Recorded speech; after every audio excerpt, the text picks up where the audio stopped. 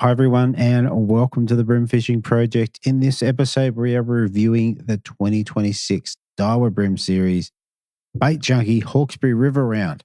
So this one was run on the 16th and 17th of May and was a cracking event. Yeah, a couple of surprising things to come out of this one. Anyway, for this one, we've got a full complement. We've got 6 interviews, starting with Rodney O'Sullivan, last year's winner, through to BREAM Fishing Project favourite Jesse Roten, and then first timer. So if you want to hear a first timer's account of what it's like to enter, no one, come through and take out the win, have a listen to Sam. It was a great interview. Then we jump into the boaters, and always good when I get to have a chat with Steve Morgan. Judd Kirkland gave a great interview, and of course Chris Hickson coming back into some really good form and taking the win on the mighty Hawkesbury. All right, let's roll the intros. I'll tell you all about it. We'll get straight into it. Here we go.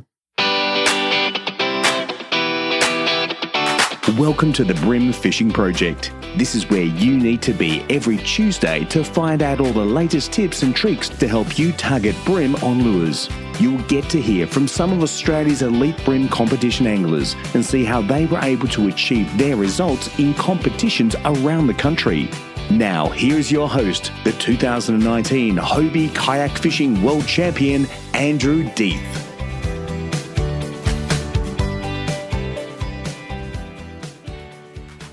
All right, let's jump into the bite periods and what have you for this one. On the Saturday, we had 92 with a major bite period of 9:44 through to 12:14 with a high tide at 7:37 at 1.53, running down to a low at 1:34 p.m. at 0.19.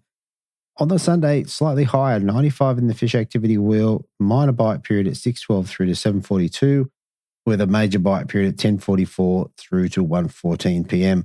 High tide was at 8:27 at 1.48, running down to a low tide at 2:17 p.m. at 0.21. Now, like should have come out in the last day or two, there's a couple of changes to the BREAM Fishing Project. All those are going to take a little bit of time to take effect. So stay tuned, bear with me, and we'll get there. Let's get into the interviews. Here we go. Okay, so let's get started. First up in third place, we have an angler dropping 3 fish on the Saturday for 2.5 kilos even. Backed it up on Sunday with another good bag of 1.950, giving him a total of 4.450.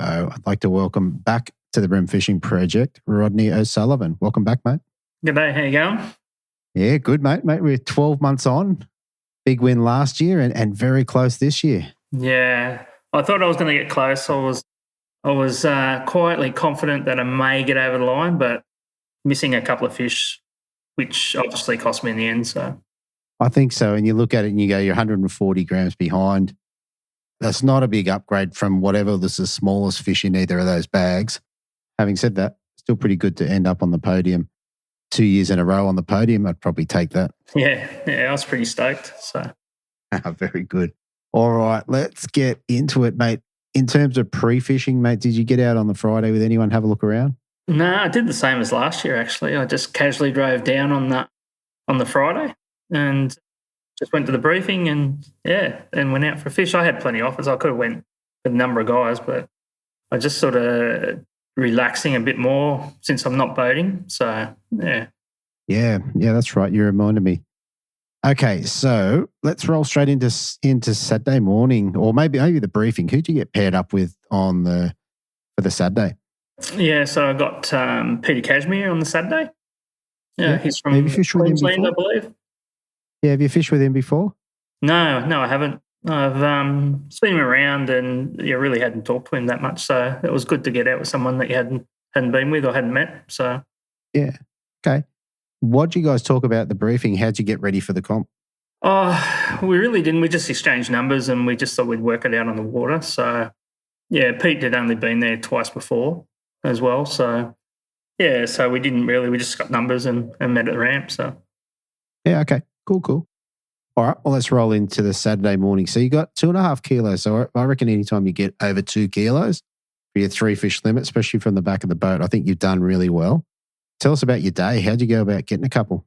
Yeah, well, we went to the first spot, Pete's first spot, and it was quite barren. It was deep fishing with grubs and didn't get didn't get a touch. I think he got a trevally there.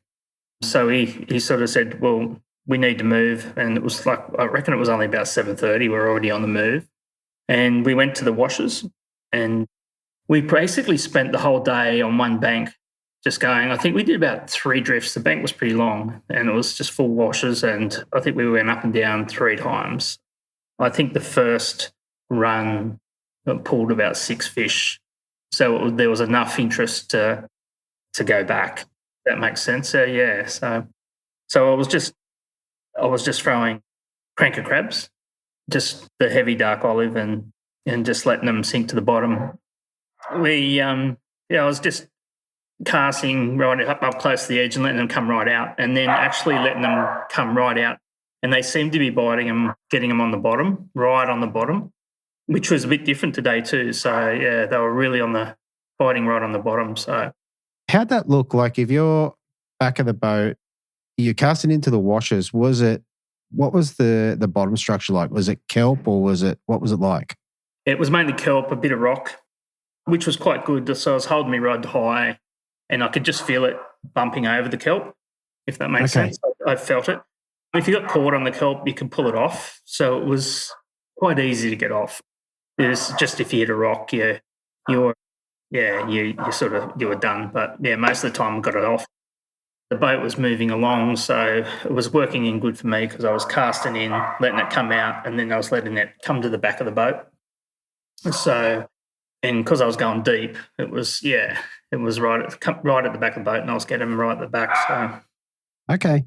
So you said you got about 6 fish on the first run. So you filled your bag.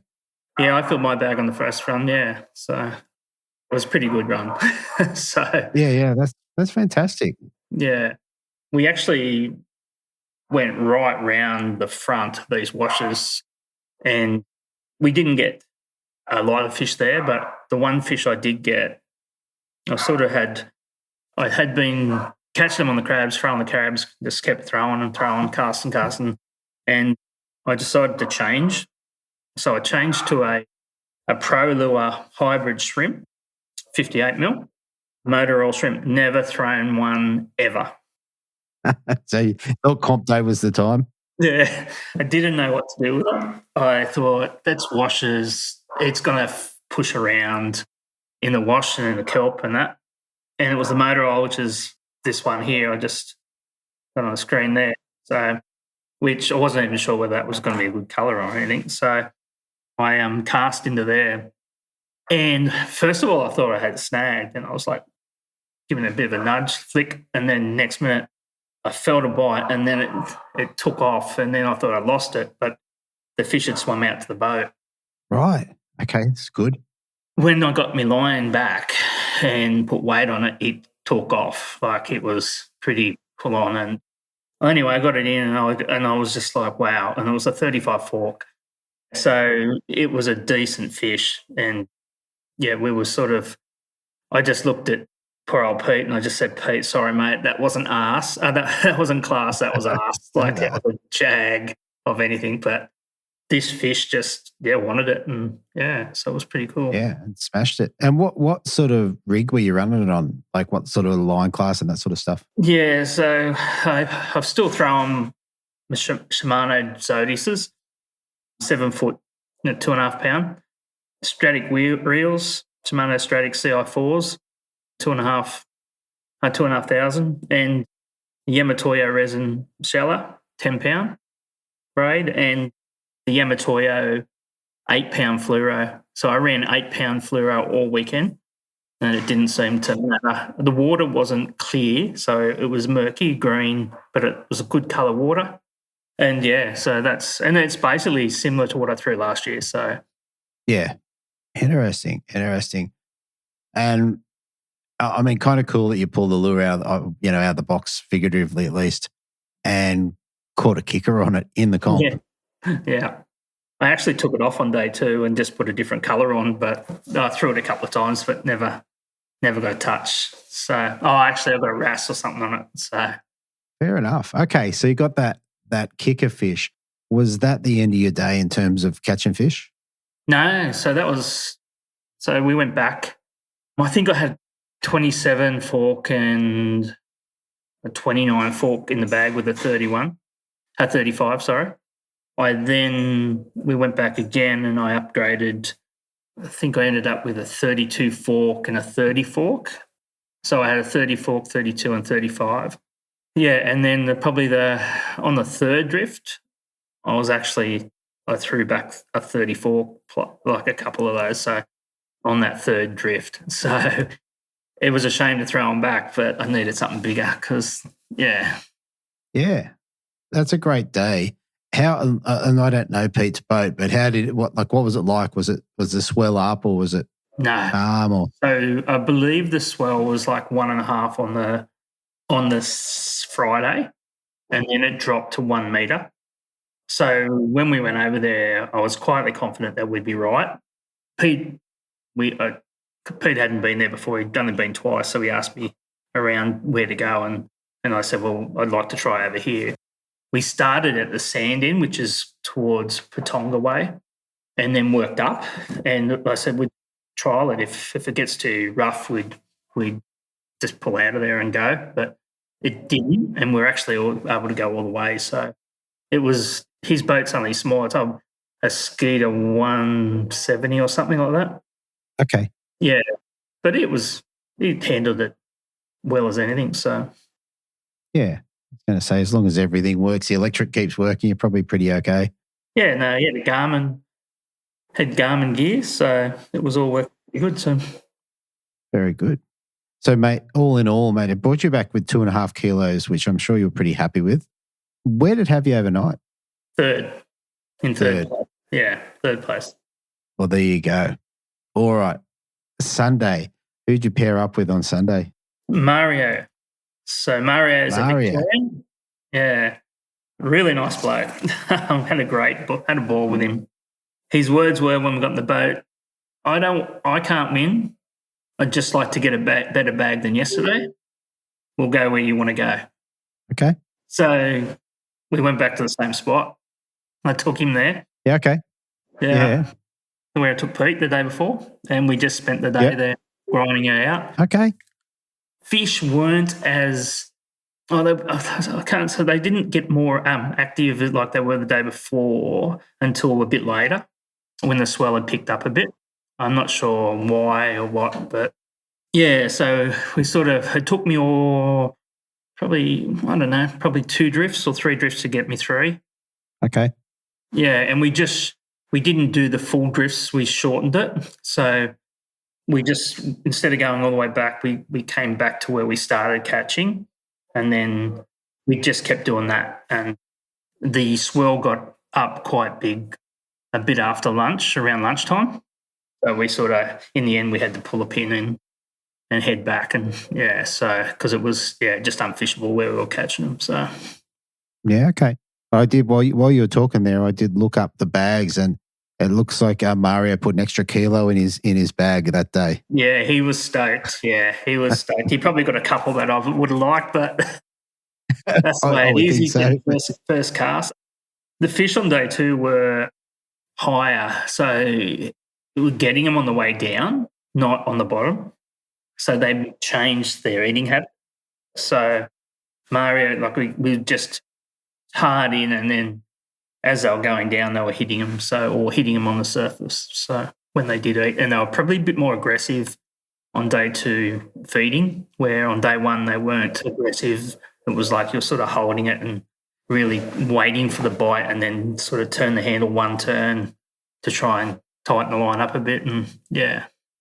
So the fish are a bit more aggressive on the Sunday, but you didn't. What about kickers? Like you obviously didn't get that bigger fish. No, I probably lost 1 or 2, and Mario, he lost a couple of big ones as well. Yeah, they it was really weird. It was I just wasn't getting the size, but Mario obviously was, because he ended up with a 3-something kilo bag, so he wasn't measuring his, so he was just putting them in because he was stoked that they were bigger than the day before. So yeah, I mean, I think the tide obviously was a bit later, so I think the high tide was a bit later in the day, and that between that and the swell, obviously it made a bit of a difference to how the fish, were taking it. All right. So you lost a couple. Was it the same? So it was basically the same crab pattern. Yeah. Yep. All right. And then after you finished with what, did you have anywhere else to go fishing after that? Mario went in and did a couple of boats. He could see them there. He got a smaller one. I think he picked up a small one. Basically, yeah, we didn't have that much time anyway, so. Well, very good. All right. So, mate, you rocked on back into the weigh-in. We then have a solid bag, end up in third place. What did you get to take home for that one? Cranker crab pack. So I think there's about 12 or 16 crabs in it and a couple of hard bodies as well. So probably about $400 worth. Yeah, very nice. Very nice. I like the cranker pack. Yeah. Yeah, look, last thing before we shoot off, is there anyone you want to give a shout out to or say thank you to? Yeah, it's probably ABT running it and all their sponsors. So obviously it wouldn't happen without them. Obviously me two boaters, Peter and Mario, I had a great weekend. It was awesome. And obviously my wife staying home looking after the dogs while I go away fishing. So, yeah. Very good. Very good. All right, Rodney. Well, mate, thank you so much for jumping back on. Congratulations on another good result. Like I said, it's pretty much not 12 months to the day, but it's close. Yeah, good luck in the next one. You got a couple more for the year. Yeah, no worries. Thank you. All right, thank you, mate. Okay, so up next in the non-boating division, we have an angler dropping 3 fish on the Saturday for 2.63. Backed it up on the Sunday with 3 fish for 1.855, giving him a total of 4.485. And second place, I have Jesse Roten. Welcome back to the show, mate. Thanks for having me again. It's always a pleasure being on here and having a nice chat. Absolutely, mate. And I'll tell you what, it was good having you as co-host on the live show the other day. That was pretty fun. Yeah, it was awesome. I was a little bit nervous, but we had a good time. We had a good rundown of the anglers and techniques and stuff like that. It was good fun. I hope I can come here again. Well, you can come again, but you have to not make the cut. I'll try my best. Fair enough. Fair enough. All right, mate. So look, you've had another tidy result from the Hawkesbury. So you ended up in second place. Let's run through that. So tell us about pre-fishing. Did you get out and have a look around? I did. So I headed out on pre-fish with Rob Warren. Oh, yeah. Rob had fished the Hawkesbury before, but not done the exploring around the top of the river system. So I said to him, kind of the bottom half around Pittwater and Cowan, let's have a look up the river. And I love fishing up the river. It's that real natural cover, bit of dirty water, a bit of flow, and the fish sort of chew the way I like them to up there. Mm. Whereas usually when I fish Cowan and that clear water area of Pittwater and stuff, the fish seem to be a bit more timid. They may be a bit larger, but I find that running dirty water up the top of the system to help me. So I thought for Rob, being fresh to the river, I thought maybe that would be the best option. Mm. We headed up the river, went up around Mona. I think it's Mona or Mooney, sorry. Mooney, yeah. Yeah, Mooney, sorry. And fished around some of the bridges and then natural rock walls around there. I thought because on a previous tournament fishing that area, I had a lot of lures get pinned up on the rocks, especially in the tide. I thought for Rob and myself, we'd start off with crankbaits because you can kind of just bump them over the top of the rocks. And we were using both Jackal Chubbies in brown suji, and I was casting a monster rolling crank in suji as well. Both lures, we caught fish just upstream of the highway bridge. Yeah. And we were pretty happy. Rob was pretty happy. He got to do what he likes, just like myself, throwing some hard bodies around. Yeah. So that fished all right. Then we thought we'll leave that area alone and start working our way back down. So we fished around the bridges, picked up a couple more fish, but as the tide sort of slowed down, the fishing sort of slowed down as well. But we were quite satisfied. He was happy. He had a couple of extra spots up his sleeve. Yeah. And my guts were actually playing up a little bit, so we decided to call it a day. Yeah, it actually gave us some time to to rig up with some daylight and make it to the briefing nice and early, which was good because we're usually late. Yeah, okay. You don't want to do that. Nicole will get on you. She'll be cranky. Yeah. Most comps she is. We're probably the last to launch, last to get to the briefing, but we always have a good time. Absolutely, mate. I've got to dive into the monster rolling crank because that's a pretty solid lure for bream. Tell us about that one, mate. It's one of those lures that I probably don't use enough down here because we've got a lot of shallow banks and stuff like that. It tends to bump into the rock. Sometimes a little bit too much than I like it. Other guys would love that, that real puff of sand or puff of rock fishing is probably suited to that lure because it's got quite a big bib and it's a bit bulkier than your traditional cranks. But for the Hawkesbury, especially around that area around the bridges, a lot of the banks drop off fairly fast and you've got a bit of tide. That's kind of why I went over to that lure, just so it can get down. It's got a bigger size to it, a little bit different. They're seeing something a little bit different. And I thought I throw it around in the hope that if it doesn't get so many small ones, maybe it might be a lure I can go to upsize my bag if I needed to. Yeah. And I love throwing around the bait caster. So I've got a little infeet 702 LFB, and I've got that with a Zillion 100. Okay. And it was a good chance and a good lure to cast around on that rod and reel because it's got a little bit of extra weight in those cranks. So I had a ball catching a few bream on the bait cast too. So that's why I switched over to that. Oh, very nice. Very nice. And with that, they've got a huge bib on them. What sort of depth do you reckon they get to? It's kind of, I would say around that 2 metre mark. Yeah. It had to make a decent cast. It's kind of hard in there because you've got a bit of tide, undulating bottom and stuff like that. So it's always up and down. But on the occasion, I'd cast it in on a slight 45 or parallel the edge. And the first half of the retrieve, I'd kind of be bumping a bit of rock in that shallow stuff. Then it would start to sort of peter off in the depth.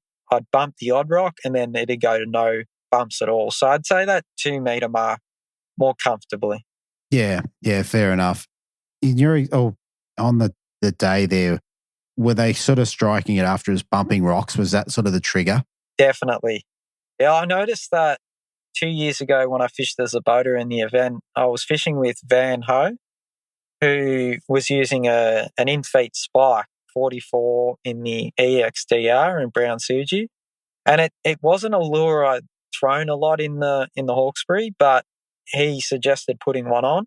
And since that day, I've been throwing it a fair bit in there. So, and I noticed on that day and even while we were pre-fishing that anytime I bumped the rocks, I don't know if it triggered a bite or it was just the zone they wanted to be around.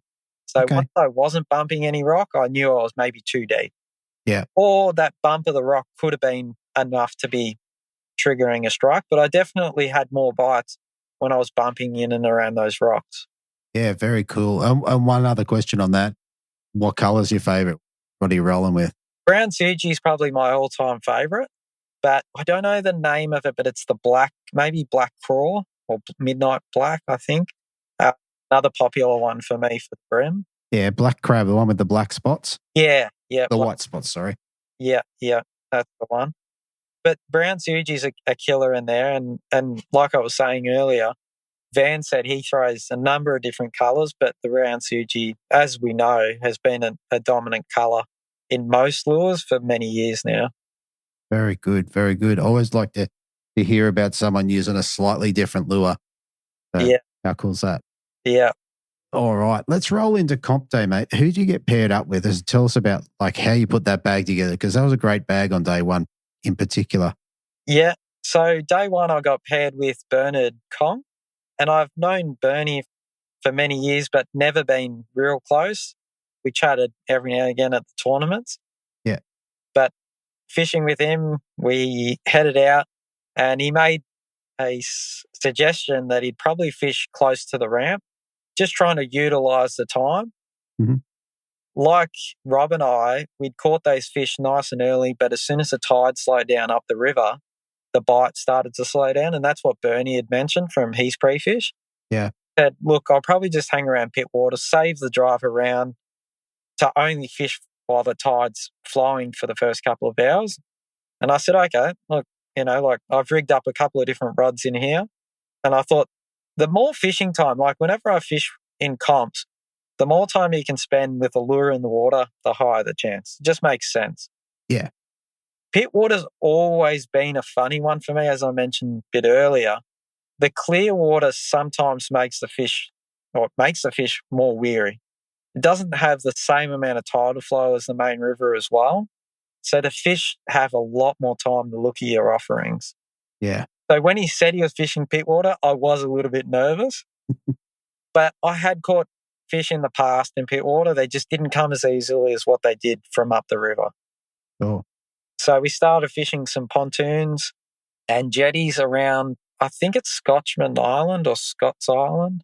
Yeah, Scotland Island. Scotland Island. And yeah, we just started pitching in some lightly weighted plastics. I was throwing a risky critter in Mudblood, one of my all-time favourite lures, especially anywhere, there's a bit of cover around those pontoons or stuff like that where there's creatures crawling about. Yeah. It's one of my go-tos. Yeah, okay. I just fish them lightly weighted either on a standard bait junkie jig head, and I did have one rigged up on a covert jig head on a 1/20th as well. Okay. Anytime it was really clear or still or like that, I'd go to that covert jig head.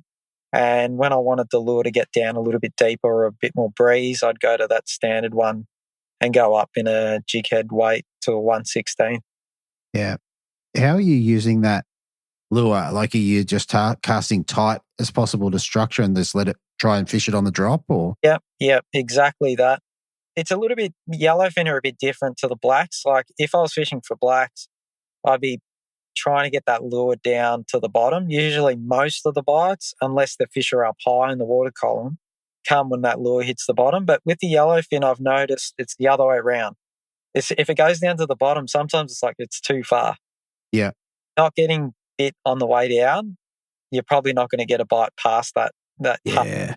So I try and sort of fish them, midway in the water column, whether it's deep or shallow, still that midway point is where I find most of the yellowfin will bite it. And Bernie does like to fish quite fast, a bit faster than I'm used to. But in a way, you're sort of always learning. And like we were mentioning earlier, doesn't matter who you're fishing with or everyone's got a different technique, So he mentioned that he was going to be fishing quite fast. So I was just trying to pitch the lure in, give it a couple of seconds to go down because it was only around 2 meters of water where we sort of started off. So I knew, giving it a couple of seconds, if the fish didn't hit it, pick it up, go to the next point. If it did look like a likely area or it had a lot more growth to it or a boat joined to a pontoon, I'd maybe put in 2 casts. But if I didn't, if it was just a single pontoon, a lot of them you could see underneath them. It was that clear. Yeah, right. So you could kind of tell if there was a fish there, it would have come out and you would have seen it. So I'd bring it in, get it ready for the next pontoon. Yeah. All right. Well, how'd you go about getting a couple? Did they come fast? Not really fast. Like they kind of were staggered through.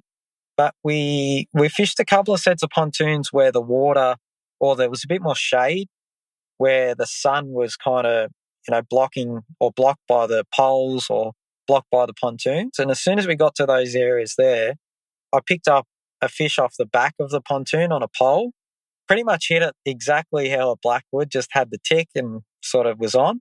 Mm.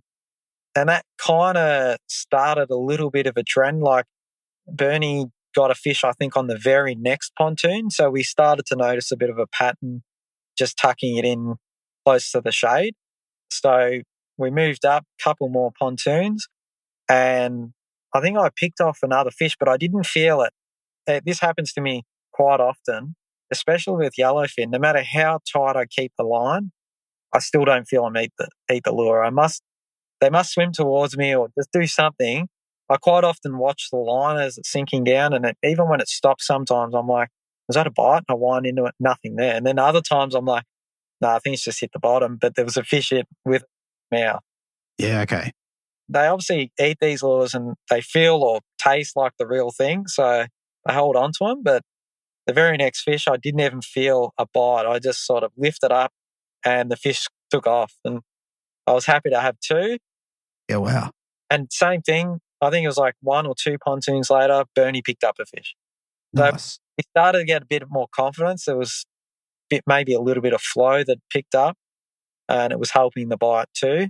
And then we pulled up to a pontoon or a little bit of a cove where there was kind of pontoons on each side and kind of a back wall.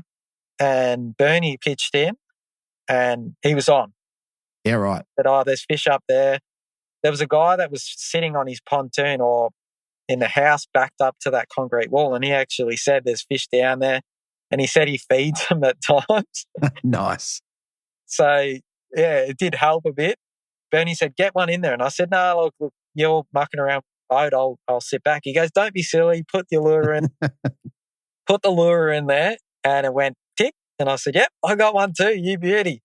And this fish rooster-tailed along the edge of this guy's pontoon. Yeah, But right. the start of it was all kind of brick wall.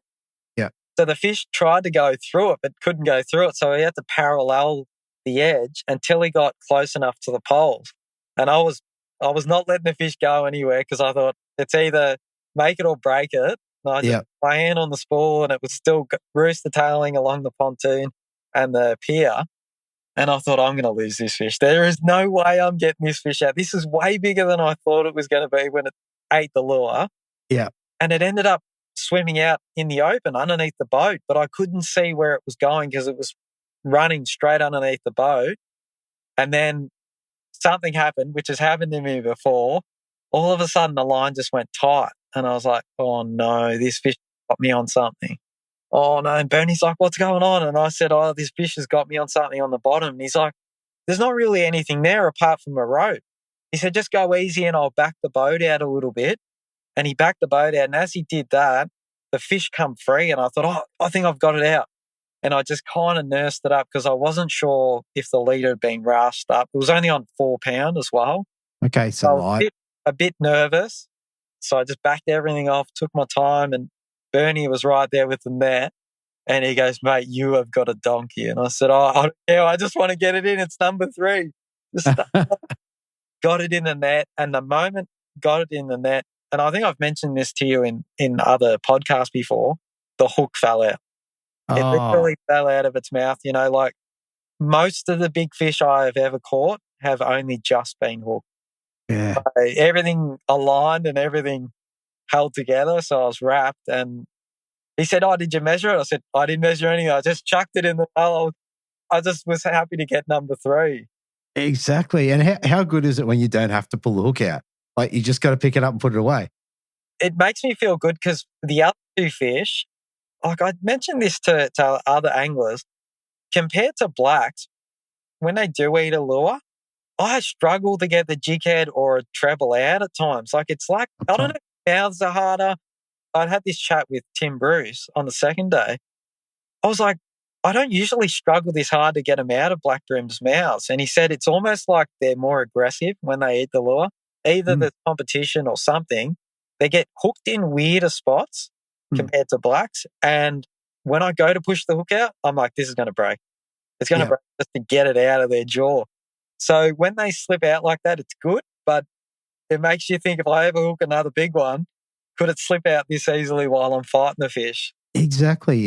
Or if you have to free spool it and you just give it that fraction of slack, it's all over. Yeah, and that's what makes me nervous at times. So I don't like to think about that hook just being in at times. Fair enough. All right. So you got 3, you got a cracker. How'd the rest of your day play out? I actually was more excited after that to actually see some kingfish swimming around the pontoon. So Bernie, oh look, there's some kingies on this pontoon, and I flicked my lure in there. Yeah, wishful thinking on 4 pound. Like luckily enough, the fish didn't eat it. Yeah, right. I had the kingy, which was probably, I reckon, 90 centimetres to a metre. Big king. The risky critter out and attempt on eating it, but I was that excited that I pulled the lure out of the water. Well, probably better for everyone. Yeah. I caught a couple more fish, but, I didn't stuff the pig. I didn't catch heaps more fish. I just picked up a couple more and unfortunately, they weren't upgrades. And then towards the end of the session, I was having a few more issues with my gut. So I decided to sit down for a little bit, take a little bit of a break. And Bernie was paralleling some boats, cranking some boat hulls. So I thought, this is a good chance to sit down, rest a little bit, and take a bit of a breath because I wasn't feeling 100%. Yeah, and that's not ideal, particularly on someone else's boat. So yeah, in the back of my mind, I thought I don't want to have have to get Bernie to take me in, at any stage. I don't want to waste his day, and I was a bit nervous. So a couple of times I just sat back, had a drink of water, had something to eat, and I was happy. Very, very good. All right. Well, look, all in all, it was a pretty good day. You end up with 2.63. Now, where'd that have you overnight? In second, I think. Second or third, I think. Yeah, I'm looking at it here going, it looks like second to me. Yeah, which was good. I kind of don't like being in first position. I kind of feel like it puts a bit of added pressure on you. And I've been in first and held first, and then I've been in first in the past and went down to zero. It was terrible. We got the opposite end of the field. It happens. All right. Well, mate, Sunday morning, who'd you get paired up with and how'd your day plan? Oh, you were with Tim, that's right. You see with Tim Bruce. So Tim Bruce, and this is what keeps it exciting in comps, and this is what I explain to people. They say, like, what do you enjoy the most? And it's probably not knowing what you're going to be doing. Mm-hmm. So I went from fishing the top end of the river on pre-fish to fishing pit water the next day, and then back to fishing the river, but not the top end. So it was kind of right. section, still around the bridges and stuff like that, but a little bit further down. So we fished around Mullet Bay. Okay. Which is just before the railway bridge on the right. And we zoomed all the way up, and I didn't even know this bay went that far. I usually fish around the entrance of it, but never realised how far down this bay goes. So we headed up the back end of Mullet Bay and fished some of the edges around the railway lines and in between the oyster leases. And Tim mentioned this is where he'd caught some bream the day before in his non-boater as well, just fishing some of the edges as the tide sort of dropped out. Yeah. So we started fishing some of those rock walls. I fished the rolling crank knowing that I'd caught some fish on the pre-fish on it, but the banks were a little bit shallower, so I was digging in a bit more. So I packed that away and I went over to another favourite of mine, which is the 295 flick in lemongrass. Okay. One of my favourites, and a lure I've been using in the past, like in Tassie recently. The only difference was the colour. I used to use in bloodworm in Tassie, but went over to the lemongrass. That lure worked quite well for me the last time I was a boater in the Hawkesbury. Didn't win anything and didn't catch a cracker bag, but most of my fish came on that lemongrass flick on either on a hidden weight or a small sort of 1/20th or a 1/16th jig. Okay. Even fishing in the current, like a lot of guys were saying, do you find it just doesn't get down and swept around in the current? It does, but it doesn't tend to get pinned up like some of those heavier jig heads do. So I can kind of, if I'm patient enough, waft it down and it's real natural through the rock and I'm not fighting the snags throughout the day. Okay.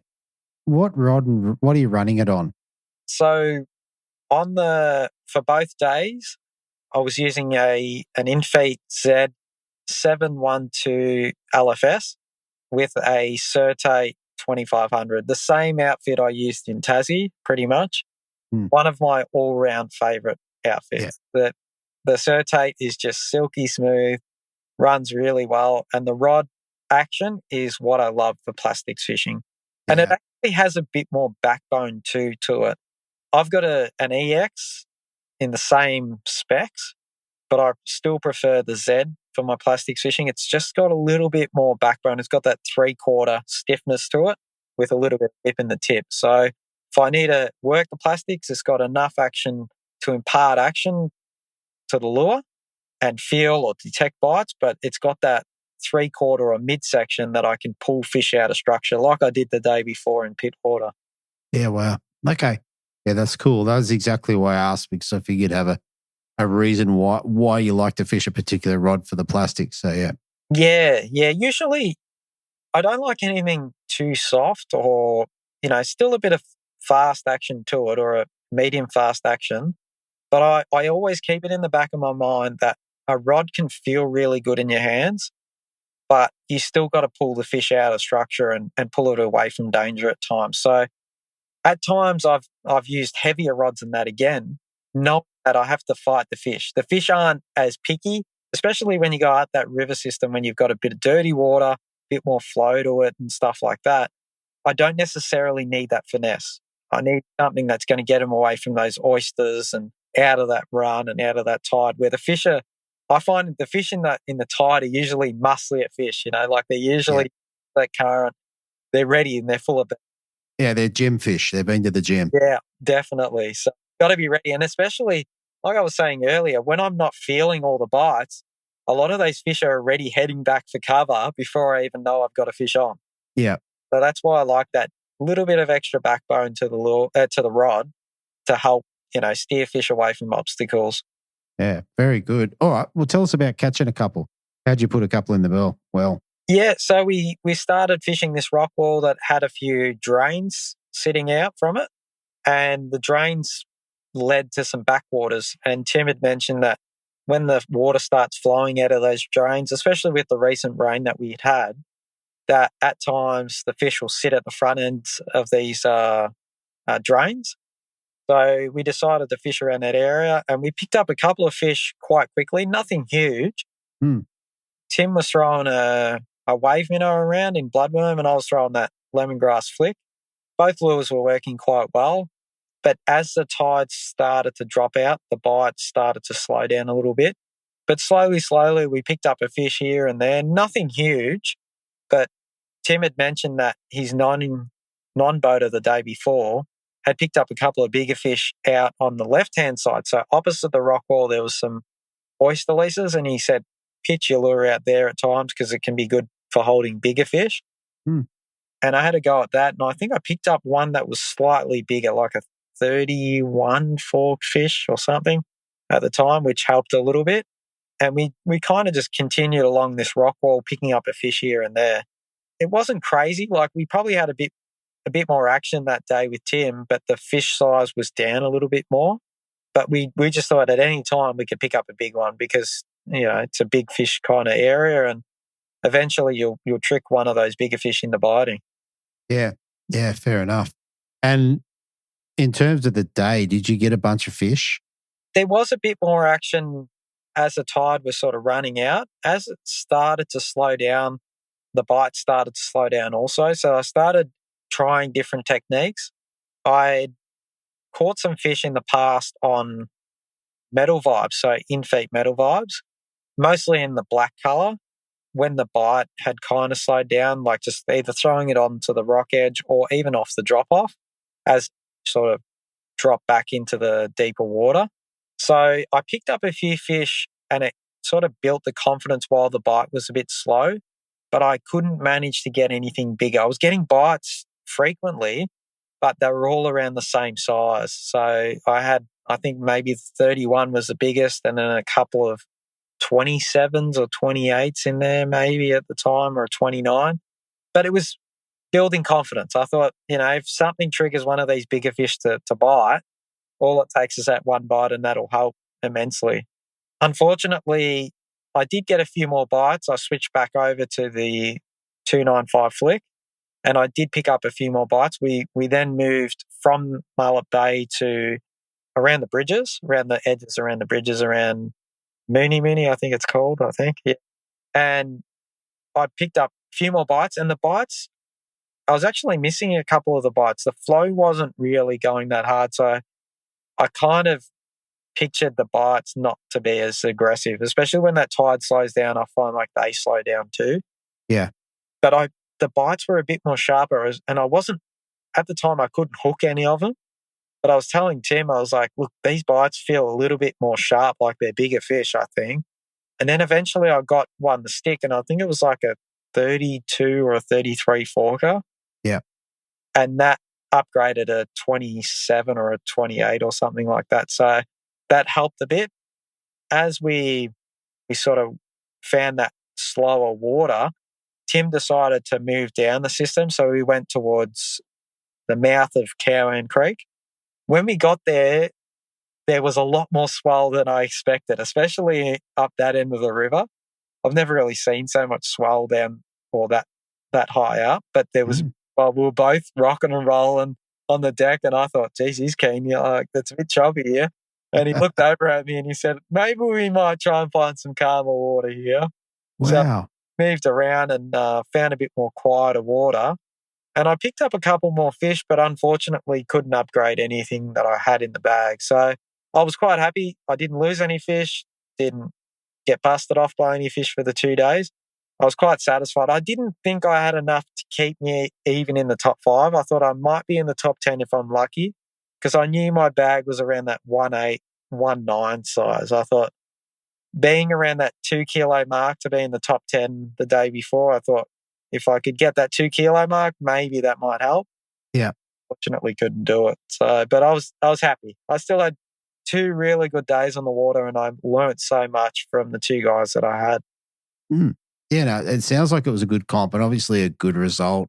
We only 105 grams off first place, so there's nothing. That's one average upgrade, so it's not much in it. Didn't think it was going to be that close. If I knew it was going to be that close, I might have tried a little bit harder, but I was trying. Especially on day 2, I was trying my hardest, knowing that I was so close. One, because I was feeling a bit crook, I kind of will use that as an excuse, but it's no excuse. I should have tried a bit harder. Oh, maybe. Look, we did talk off camera. You weren't feeling that well at all, and yeah. And to be fair, where you did take your rest was a point where it would have been very hard to fish effectively just because of the structure you were fishing. So yeah, and I was nervous not only for fishing with Bernie, but knowing that I was heading out the next day with Tim. I thought I don't want to carry it on. I don't want to burn myself out and then be even worse tomorrow. So I thought I'll just sit down, and we were still chatting out on the water, and we still had a good time. So no matter the result, I still had an awesome day. 2 days on the water. Exactly. All right. Well, let's get into the wrap up. What did you get to take home for second place? So I got to take home a Shimano Artiesta, I think it's called. Artiesta rod, yep. And some Tenacity braid, I think it is, from Shimano. Yep. That was good of them to provide some goods for the prizes. Not a rod I'd usually use because of the Daiwa background, but I was mentioning to Steve that I would have loved to have got a Daiwa prize pack, because I always love getting the Daiwa prize packs. It's stuff I use, and it's stuff I turn through and burn and lose a lot during these events. And he said, oh, well, why didn't you hit up one of the other nonnies who won a Daiwa prize pack and swap it over if you don't want it? And I said, oh, I don't know. I don't really know who's won one. And I cannot remember the guy's name. I think he finished 7th. And we've got Matthew Carr in 7th. Maybe it was Matthew Carr. I can't remember. I'm a bit annoyed that I can't remember, but he was actually walking past, and Steve said, hey, do you want to swap this for a rod? And he said, yeah, sure. And I was wrapped and he was wrapped, so we had a win-win. So nothing against Shimano for sponsoring the rod, but because of the Daiwa background, I thought, someone else is going to get better use out of this rod. 100%. Shine with it, and I'll get to use what I enjoy using. And yeah, it worked out really good. I nearly gave away the badge, actually, because I just gave away the rod and the reel. Hang on. Got to swap the badges first. You can take the prizes away, but give the badges back. You can't have the badge. Yeah. I mean, that's one of the interesting things. Like, as a sponsored angler, like you can't use the Shimano gear, but the other guy, I mean, it's a nice little piece of kit. So yeah, and he was over the moon. Yeah, he was wrapped, and no matter how I do in these events or even outside of the comps, if I can help somebody else, I'm happy. Yeah. Like, I don't have to finish first, and I don't have to finish last. Like, no matter what I do is what I try to do when I get out there. Whatever the result is what it is. And I'm still grateful to get a prize no matter who it's from. Someone else can utilise it more than I can, so be it. I'd rather do what I know and fish what I know, and that way everyone's sort of happy. Absolutely. All right, Jesse, look, last thing before we shoot off, is there anyone you want to give a shout out to or say thank you to? Probably Rob Warren. I wasn't actually booked in to do the event, but because Rob couldn't make it to Tassie this year, he said, look, I'm feeling a bit better. Are you keen? He rang me while I was in Tassie, actually, just after the St. Helens. And he said, let me know if you're keen. We're going to the Hawkesbury. I want you to come up. And I said, I don't know. I'll see what Work's doing. And Work said, yeah, that's all good. You go away. Like it's not like you've worked much this year as it is. So another couple of days won't hurt. It won't hurt. So I'm really grateful for letting me go. And for Rob for inviting me to it, because I probably wouldn't have fished it without him doing that. Mario for giving me a lift up there because Rob left a little bit earlier. So that was good. Stayed with those two guys, had a really good time. They cooked some awesome meals, so I was full of food. Hang on. So you got driven up and then you got fed? Yep. And they make some killer meals, so... So good. Awesome. Yeah, they gave me all the right stuff, especially with my stomach being a bit off. They made sure that they gave me the good stuff, and they were, giving me pep talks on what to have and what to do out in the water and, to look after myself a bit more. So it was good. Good support from those guys. Steve and Nicole for running these events. All the sponsors, and especially my sponsor, Daiwa and Minn Kota and Hummingbird, those guys back me to get these results, and they give me a lot of confidence to try and put the name out there, fish their product as hard as I can, have the confidence in their product, and they have the confidence in me to get these results. And even if I don't, they're still there backing me up, which is what I really appreciate. 100%. All right, mate. Well, look, congratulations on a good result. Thanks for coming on, and thanks for spending a bit of time on the ABT live stream. That was pretty cool. Thank you. Thank you for having me on board for both of those events. It's been a good time. I always love having a chat and explaining how the sessions went. And yeah, whether I have a good or a bad result, it's always good fun having a chat with you, Davey. Good on you. Thank you. Thanks, mate. Okay, so finally in first place in the non-boater division, we have an angler dropping his 3 fish weighing 2.5 kilos. He backed it up on the Sunday with 3 fish weighing 2.090, giving him a total weight of 4.590 and first place. I'd like to welcome to the BREAM Fishing Project, Sam Di Mauro. Welcome to the show, mate. Hey, thanks, Andrew. I must admit, it's a bit of a shock being on the show. I've watched it. I've listened to you for years, and so to be here is a real honour. I know. And mate, you're like one crack, one win, one go, and here we are. Well, I think I might quit now while I'm sitting at 100%, right? No, it's a great result. And look, to expand on that for people, you can tell us this is your first ABT event. Yeah, very first. I mean, I've been watching for years, and alongside listening to this show, and I've been umming and ahhing, should I or shouldn't I? And if you listen to your show long enough, you do start to get a bit of a hunger, thinking, I might have a go. It's one time, and so I thought I'd give it a go. It's my local waterway, and so I thought, yeah, I'll try it. And I don't have a boat that has a proper live bait tank, and so the great thing was I could come as a non-boater, and compete, which I really thought that was a good entry point into the ABT. Yeah, that's interesting. If you've been listening to the competition reports for a while, how was it seeing some of the names that you've heard? Like you would have heard a lot of the names. Yeah. And seen the faces, right? So the ABT interviews, watching you, listening to the show. So it was quite surreal, actually. When you go there and you go, oh, yeah, I saw that guy. I heard that guy. I know his story. Yeah, it was actually quite surreal being in that environment and being around that many bass boats. I've never experienced anything in my life. It was quite good. It's impressive, and we'll get to the boats that you went on shortly. But some of the boats there and the setups, particularly Chris Hickson's new boat, pretty crazy. Yeah, yeah. Oh, it's incredible. Yeah, very good. All right, well, let's get into the competition itself. So, did you go for a pre-fish? Did you get out on the Friday? Yeah, I did. I'm quite fortunate in that I live 10 minutes from Burrell Waters boat ramp. And so we got out Friday morning. I tried to mimic the tides for the next day, and we actually had a really good pre-fish. there wasn't many boats on the water to start with, but we pretty much got fish everywhere we fished except for one section of wall opposite Bar Point.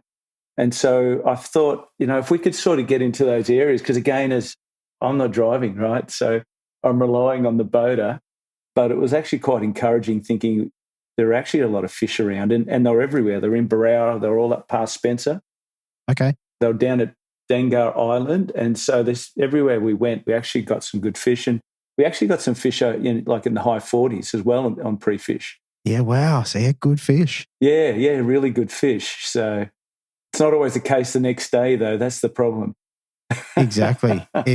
Well, this is the thing. It's like often you think, oh, I'll go and fish a comp. How hard can it be to catch 3 fish? Yes. And then I'm sure, well, now you've experienced and we can get into that. All right. So based on your pre-fish, and you would have been paired up, who was your boater for day one? There's an awesome guy called Rob Neeshaw. Rob Neeshaw. Okay. He's got a small, I think 70-foot nitro with a 115 Optimax on the back. Nice. And so for me, I thought that was fantastic. We were doing 80 kilometres an hour. I'd never been that fast on a boat before. I was going to say, hang on. Okay, so as your first time, what did you take? How many rods did you take with you and how did you get ready for it? Yeah, so no, that's because, again, I've never done it before. I didn't know what to expect. And one of the great things was when we did on the Friday night, we got paired up and then we got to talk to our boaters. Yeah. So I just said, look, how many rods can I bring? And he said, look, bring as many rods as you like. I said, is 4 okay? He said, yep, 4's okay. What about tackle? And so I'd sort of shrunk down all my tackle into a little box, which was a miracle in itself. Yeah. And so, so I took a blade rod, I took a crab rod, I took a plastic rod, and then I took a rod with a heavier plastic. Okay, so just 4 rods, a little tackle box. Yeah. All right. Let's roll into Saturday morning. Tell us about the feeling. This is your first comp. Yeah. How are you feeling leading into it? You wake up early and that sort of stuff? Well, I think I only slept about 3 hours. Yeah. And I was like up at 2:30 in the morning, Yeah. Because it's quite it's quite a big deal. You sort of think you've been thinking about doing it for so many years. So I got down there super early. I think I was down there like at 5:45, and even a lot of the boats weren't even there yet. Yeah. And just hung around and waited until Rob texted me to say he was there. Okay. And then I went over and put all my stuff in the boat. Got to talk to him, asked him how he'd like me to fish. What's the do's and the don'ts and all of that sort of stuff. And he talked about his plan. He said he had one spot that he caught some good fish at pre-fish that he really wanted to go to. But then he was open after that in terms of where we want to go and what we want to do. Sure. Wow. All right. Okay. Tell us how it started for you. Tell us about your first fish and your first experience. Yeah, well, I mean, I've been fishing the Hawkesbury for over 20 years, and he took me to a spot I'd never fished ever. Wow. And that's, again, one of the great things about fishing with other people is they take the blinkers off of what's possible. Yeah. And so, we went to this wall. He said, look, I got some fish there the other day, and it was only really shallow. I think it was like he was throwing hard bodies hard up against the shore and just bringing them back. I think it went from about a couple of inches down to a couple of meters. And he got a fish almost second cast, and I think he had 2 fish. And I'm thinking, okay, this back of the boat's actually quite hard because I'm normally on my own boat fishing from the front. And he was he had a fish on and was trying to deal with that. And I thought, just that water just in front of the boat looks pretty good. So I flicked the plastic, and my very first fish was 1.25. Wow. Okay. Welcome to the ABT. That's right. He actually said to me, Sam, that was my fish. I said, I'm so sorry, mate. I couldn't help myself. Wow. What a start. I mean, as 1.25, so that was half your bag in the first couple of minutes. So yeah, no, that's right. And I think I had my bag, I think, within 45 minutes of fishing.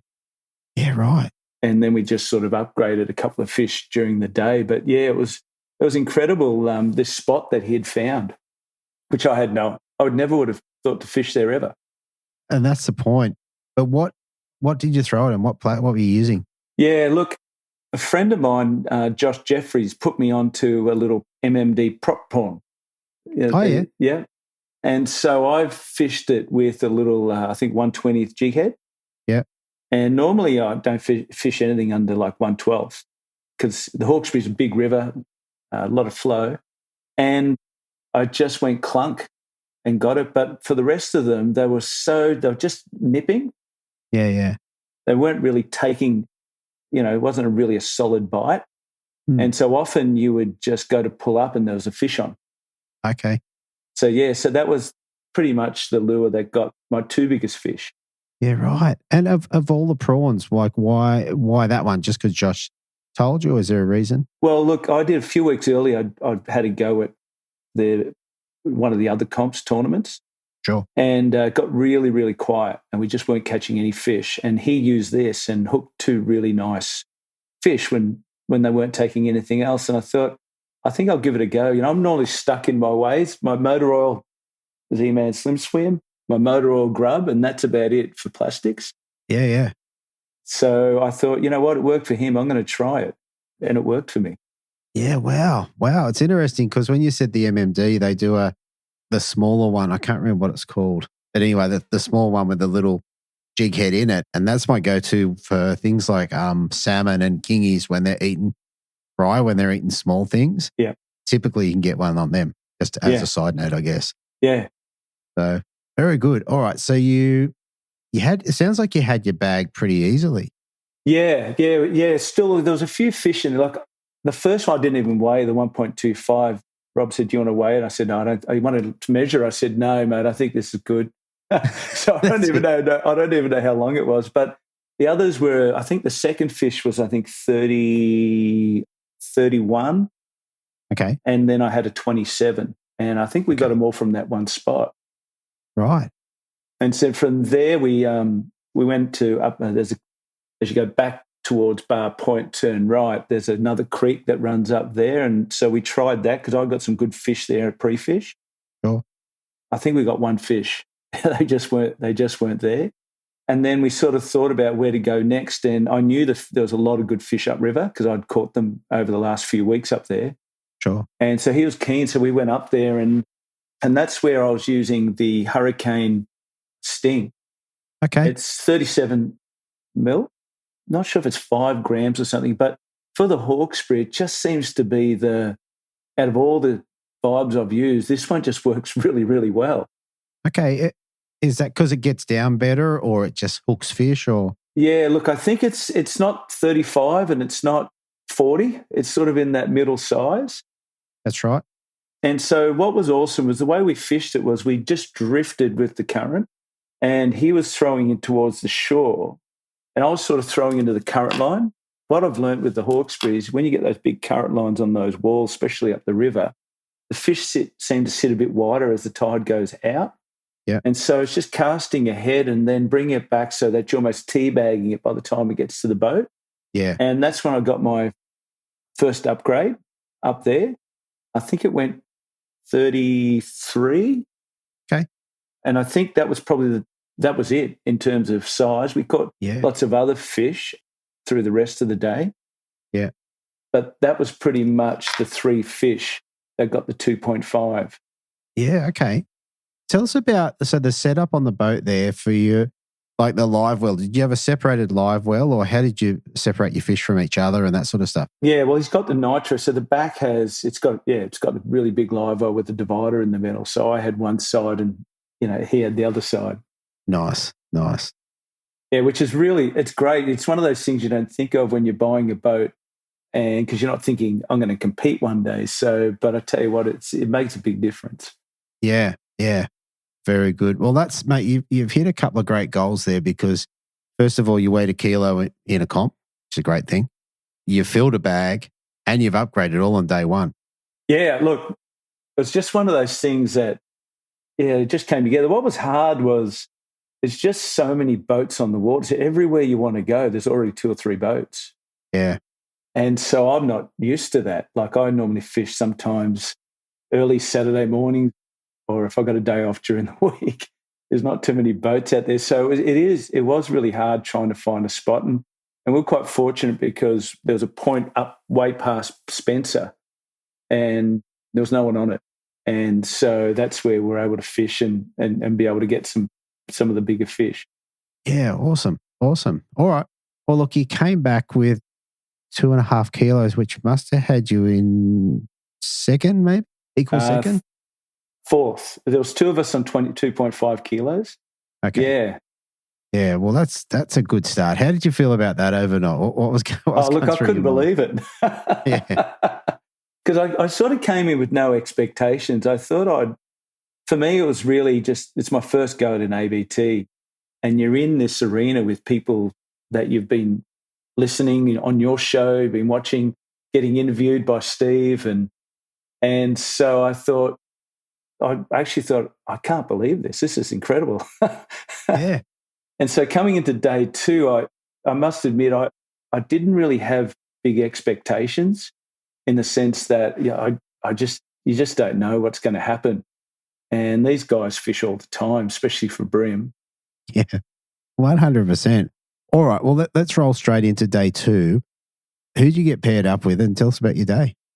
Yeah, look, I got a guy by the name of Adam Vixney, I think that's his name. Yeah, I'm not sure how to say it, Adam. I'll have to let you know. And look, he is a great guy, really great guy. And not only that, it's probably the fastest I've ever been on the water ever in his boat. He had a Legend bass boat. Yeah. And he'd put a brand new 300 horsepower Mercury racing motor on it. Oh, wow. And so we'd sort of caught up at the end of day 1 to make plans, and their day 1 didn't go quite to plan. And I think, when you're not fishing all the time, it's hard because you got to, to find the fish.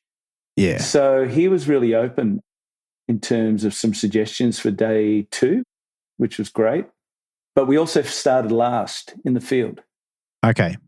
But I came to learn pretty quickly in his boat that didn't matter too much, because by the time we hit Bar Point, I think we'd already caught half the field. Yeah, I was going to say. So it was incredible. How did you go breathing in that experience? I found in those fast boats that I can't breathe. Like, he was really good in the sense that, when things got a little bit choppy, he slowed down a bit. A little bit. Yeah. And so I sort of felt safe. Once I felt safe, I was all right, because you're going fast, and also it was quite foggy as well. So yeah, right. Yeah. Wow. And yeah, things happen quickly at that sorts of speeds. So yes. Yeah, absolutely. Absolutely. All right. Well, okay. Well, tell us about how your day played out. So I take it you went to some of your spots? Yeah. So we started, when you get the really big incoming tides, there's a back eddy in Milson Island, and it actually goes the opposite direction. So it creates this big current line. It's in the channel. Mm. And often you'll get some really big breams sitting in there, as well as dewies and flathead and things like that. Sure. And so, our plan was go straight to Brow Waters, because there was a few points there that I knew there was some good fish. Okay. But we got sidetracked on the way. As you do. Everything looks good, right? Yeah, that's right. But yeah, so look, we fished there for about 20 minutes and didn't have much luck. And I said to him, look, there's a point just a bit further down. There's a big yellow sign there opposite the homes, and the water comes up from about 7 meters up to 1.5 meters. And right at the point of the eddy. And so I actually hooked a really big bream. Wow. And just after a couple of minutes, just the hook pulled. Oh. And so I pulled it up. But what had happened was, it was actually the stingers must have come through the split ring and pulled both stingers straight off. Oh, no. And so I was thinking, oh, no, I think that was the fish. That was your comp. That was all over. And so then we went up into Barara, and before you as you go into Barara past Cobar Point, there's, especially incoming tides, there's 2 points just before you turn right into Barara. And those points have always, when I say always, most of the time, you'll get at least 1 or 2 good-sized bream out of it. And so I think third cast, I hooked a 40 tipper. Nice. That was really, really encouraging. Yeah. So that's around a kilo, that sort of fish. So yeah, it's a great start again. Yeah, no, again with the little prawn there. Prawn. And I've never fished lighter than, like I said, the 112. So it was really interesting trying to. But it was interesting because they was so timid. The bite was so light. I mean, this thing I didn't even know it was on there until I pulled. And so I was really fortunate with that. And then we pulled. Then I think I got a 33, just a little bit further along. And so that was two really nice fish. Yeah. So you're at 1.6 now, so which is not bad. Yeah. And then we went up into Barara itself in the 4-knot zone, and we fished back with the beginning of the run-out tide along the wall where all the jetties are. And look, like I said, pre-fish it was really good, but we struggled. He got his 3 fish there, which was good. That's good. And then I got an upgrade. I think I got my 31 there on a crab. Okay. Yeah, so I was using the cranker crabs up there. He was using a muss. So he got his 3 fish on the muss, and then I was using the olive. And the other one was the new UV as well. Okay. So we pretty much had got most of all our keepers up there, even though it was really slow. What were you thrown into? Were you into a point or a current line, or what were you casting at? No, it was basically where all the homes are. You got a wall, and then you got the jetties coming off that wall. So we were throwing hard up against the wall. Yeah. And he was throwing up against a lot of his fish came just dropping it down the face of the jetties. Okay. And you just had to let it sit there. Really? Yeah. So, which when you're not a patient person, like I don't know how you fish, but I think I go a bit too, I'd move on too fast. Yeah. And so, yeah, you just had to sit there and just wait. It was that sort of bite. Wow. I mean, if you're typically fishing down in the main part of the Hawkesbury high current, there's not a lot of sitting and waiting there. Like that bait's always moving. Yeah, that's right. No, that's right. But we were right at the top of the tide and it just started turning. So we didn't have a lot of flow. But what was interesting, by the time we left Barara and went to a couple of other spots, I just had timed it wrong in the sense that I didn't realise how much the tide had gone down in that time. Yeah. And I think we had a 1.3 to a 0.2, which is a lot of water for the Hawkesbury. Yeah. Yeah. And then so from there we went to, on the opposite side of where I caught the 40 tipper is more of a run-out spot. And I think Adam got an upgrade there, and I think we've got a couple more, but not anything decent. Yeah, right. Okay. I mean, it's a bit of a different day. But a couple of once again, another landmark. You've got your 3 fish on day 2, which means full limit. I mean, like for me, my first comp was donuts, and that happens to a lot of people. Yet you filled your bag. So yeah, look, I'd be interested to see what it'd be like for me on a different waterway. But the Hawkesbury, I've been fishing it with lures for nearly 30 years, so well over 25 years. So I always get something. But, again, getting something and getting big fish are not always the same thing. And Adam was really good because Adam wasn't in a position where he was going to win anything. So he basically said, look, let's try and make this happen. And so he'd let me get up the front of the boat. He'd let me cast where I needed to cast. And I couldn't have done the comp without either Rob or him in terms of allowing me to sort of have a go. Yeah. And even the way they position the boat, because I take a lot of people fishing, and so in my boat, and I always try and position it so the guy at the back always can get a good cast in. Yeah, yeah. And they were great like that.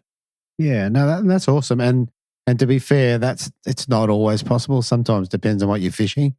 The person on the front gets most of the shots, and that is what it is. Yeah, well, Rob went and did some boats in Pittwater, and not in Pittwater, in Brooklyn.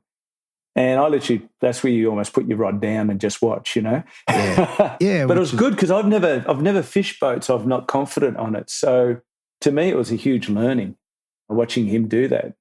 Yeah, that's right. That's right. All right, a couple of things. What sort of tackle are you using? Like what sort of rods and reels, and what's your go-to? Yeah, look, I've got a blade freak for all the blades, and I love it. A Miller rod, and it's just a fantastic rod for that. It also doubles up as a hard body rod, although I don't more summertime flats, I use hard bodies up in the Hawkesbury. Okay. And so I've got an Exist on that, a 2500S. Wow. And then for the crabs, again, I was on this show. I forget who it was talking about it, but they were talking about the Duff rod, Shell and Bones. Yeah. And so he'd sold me on it. And so I contacted Duff Rods and got one made and shipped up. And that's my crab rod. And it's actually, look, it's not as sensitive as the other rods, but it actually has this ability to really be able to control, especially the bigger bream. Yeah. And still feel like you're not going to pull the hooks on it. Right. So that's been a really, I love that rod. At first I didn't like it. But then when I started catching some good fish, it was like, wow, okay, this is a nice rod. And again, I've got an Exist on that one as well. Was it Michael Colatouris? Yeah, it might have been. Because I think he's got 5 the same or something like that. Yeah. Yeah. Okay. Yeah, that's right. Yeah. And so then I went and bought myself a brand new Samurai Infinite. Oh, what are they like? Mate, they're unbelievable. Yeah, right.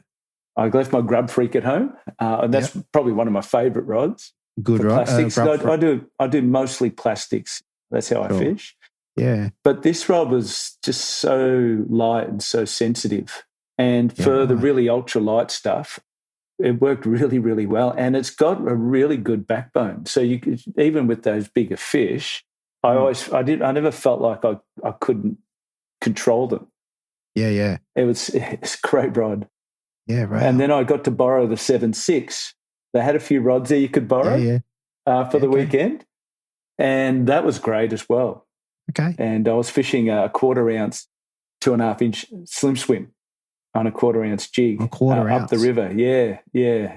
Just to try and get it down. And actually, I thought I'd caught my bream of the day and it ended up being like a 45 centimetre jewie. Okay. Yep. That'll trick you. Yeah. That'll do nice head shakes at the start. And you're like, this is a good one. Yeah, no, that's right. That's because it was a very quiet day 2. Yeah. And I didn't realise how quiet. I thought maybe it was just us. Oh, there you go. All right. One last thing on the tackle and stuff. What sort of leaders were you running for the weekend? I've got I use the X-Link. Oh, yeah. So it's 6 pound and 8 pound. So I do just 2 big lengths for everything. Okay. So 8 pound for the crab rod and I use 6 pound for everything else. Okay. So, not crazy light. Yeah, no. And I don't think again, it might be different in different waterways, but the Hawkesbury, that seems to work really, really well. I have gone lighter, but I haven't noticed any real difference between the 4 and the 6, except that you don't lose many fish on the 6. Yeah, okay. Yeah, interesting. Well, I think that covers the fishing. In terms of the experience, before you jumped into the ABT, what were your sort of fears? What were you worried about that sort of prevented you doing it 5 years ago? Yeah, that's a great question. Look, I think it's a confidence thing. Mm-hmm. Can I do it? I don't know anyone. Like I literally turned up, I knew nobody. Yeah, okay. Yeah. Okay, so from that experience, so you walk into the briefing and you don't know it. You know some people who they are, but you know no one. To the end of the weekend, how did that change? Look, I found that everyone was really friendly. Yeah. And really open. I'd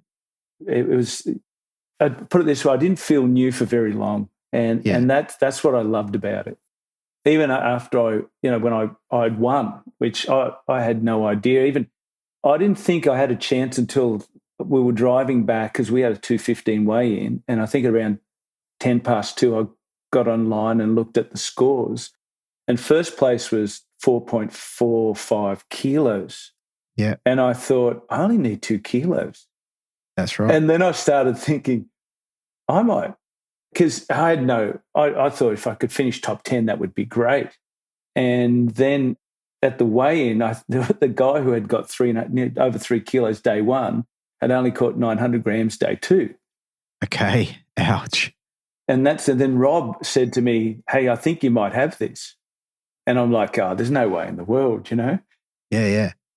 So that's when it really started becoming real for me that I could have won it, which you're not expecting to win your very first event. Yeah. And so, but even then, people were just really kind. Yeah. I mean, the fun thing about that is like you said, you walked into the room, you didn't know anyone. At the end of the weekend, everyone knows you. Yes. So even if you don't know them, they at least know who you are, which is very cool. Yeah. All right. What'd you get to take home for first place? Yeah, look, I've got enough soft plastics at Jiggers to last a long time. I got two, again, Daiwa was so generous. I got 2 Daiwa packs. Oh, that's right. There's Daiwa around. Yeah, each pack had a number of plastics as well as jig heads. So I got 2 lots of those. And then I got a brand new Daiwa sole. Nice. Yeah, so which was really good. And the trophy, which I have in the lounge room, because I think I'll stay there for a while because, again, it's still pretty surreal every time I look at it. Yeah, no, that's golden. And then the badge. The first place badge. First place one badge. Hit, one kill. Oh, there you go. All right. Well, that's pretty good. And also ticket to the grand final. Yeah, like Steve said, look, you've made it to the grand final, will you come? And I said to him, look, I didn't even know I said I wasn't even expecting to be standing here, let alone thinking about a grand final. But those dates actually really work. So my wife and I, we're going to go up and have a go. Have a little holiday up there. Sounds fantastic. And Foster's beautiful, so it'd be That's great. Right. Yeah.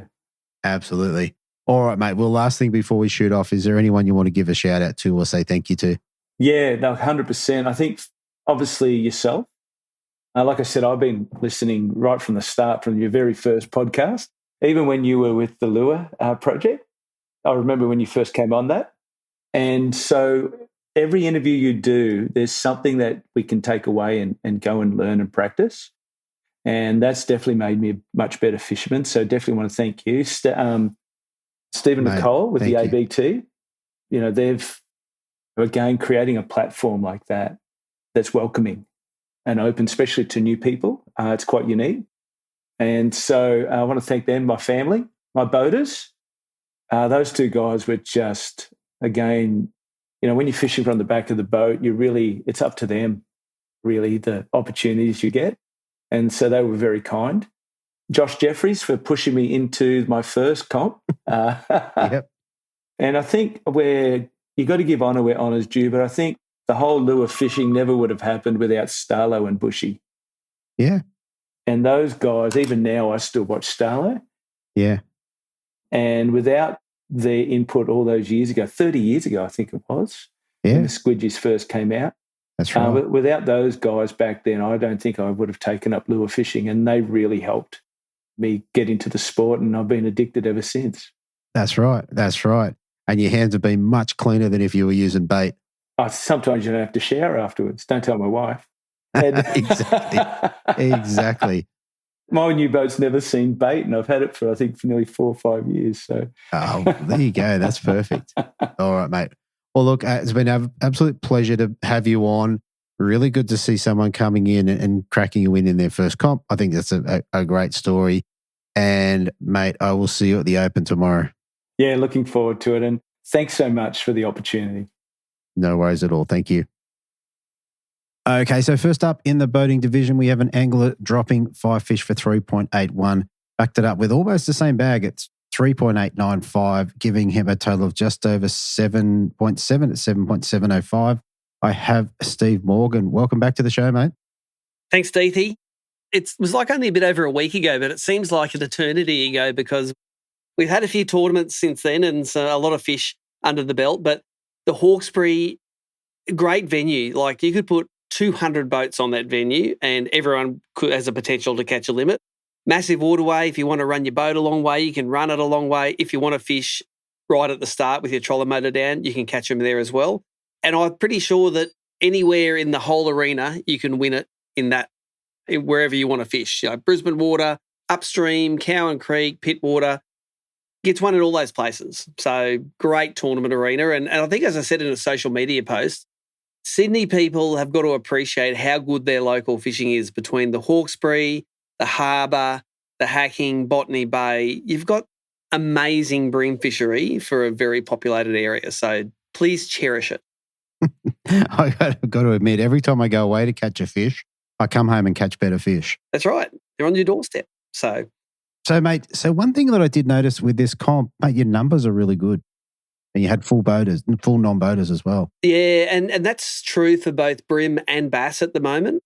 We sometimes in the past struggle for non-boaters. Like go back 7 or 8 years at Gippsland, we'd struggle for half a field of non-boaters. But I think because everything's fishing so well, we've had 3 or 4 wet years, the fishing's good. I think the publicity's Nicole's doing a great job on the publicity. I think there's a lot of positive experiences coming out of non-boaters. So the fields are full. And of course, that's how ABT works. You fish as a non-boater, experience a lot of different boats, and when you get the itch to be the guy at the front that gets first cast at everything, then you switch up to be a boater. And we've had a lot of guys switch up in lots of the species to be boaters. So it's the way the industry grows and it's the way knowledge gets transferred, and it's great to see. Yeah. It is very good to see, and exactly what you said is true. You see people come through the non-boaters and then become boaters and try their hand at it.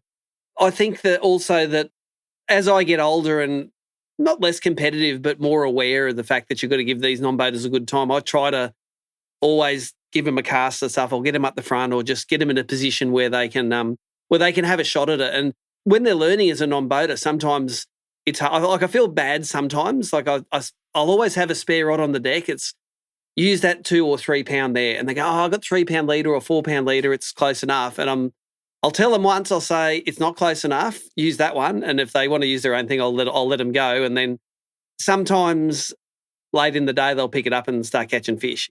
What I learn with non-boaters a lot of the time is it's the little 1%ers do make a difference.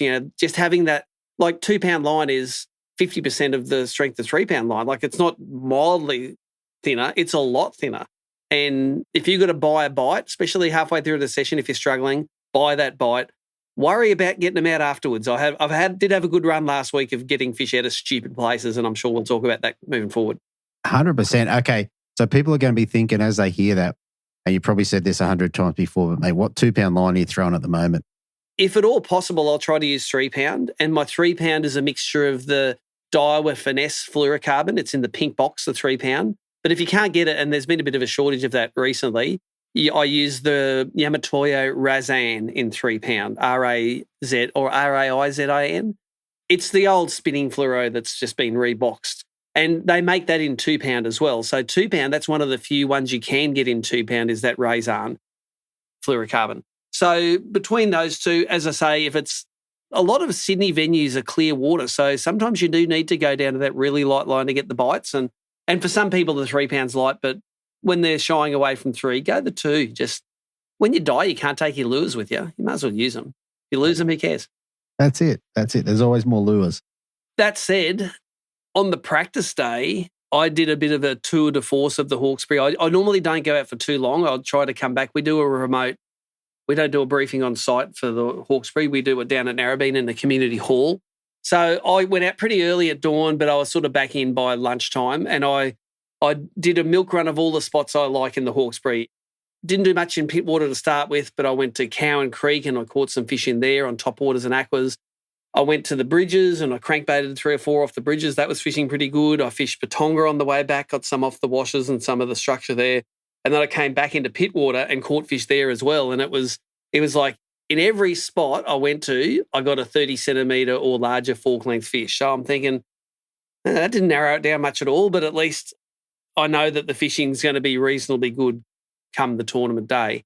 And sometimes having a really good pre-fish is a curse, but then sometimes it makes you relax too. And I think what it did was it let me relax. And I said, you know what I like doing the best is throwing aquas on heavier tackle up in Cowan Creek.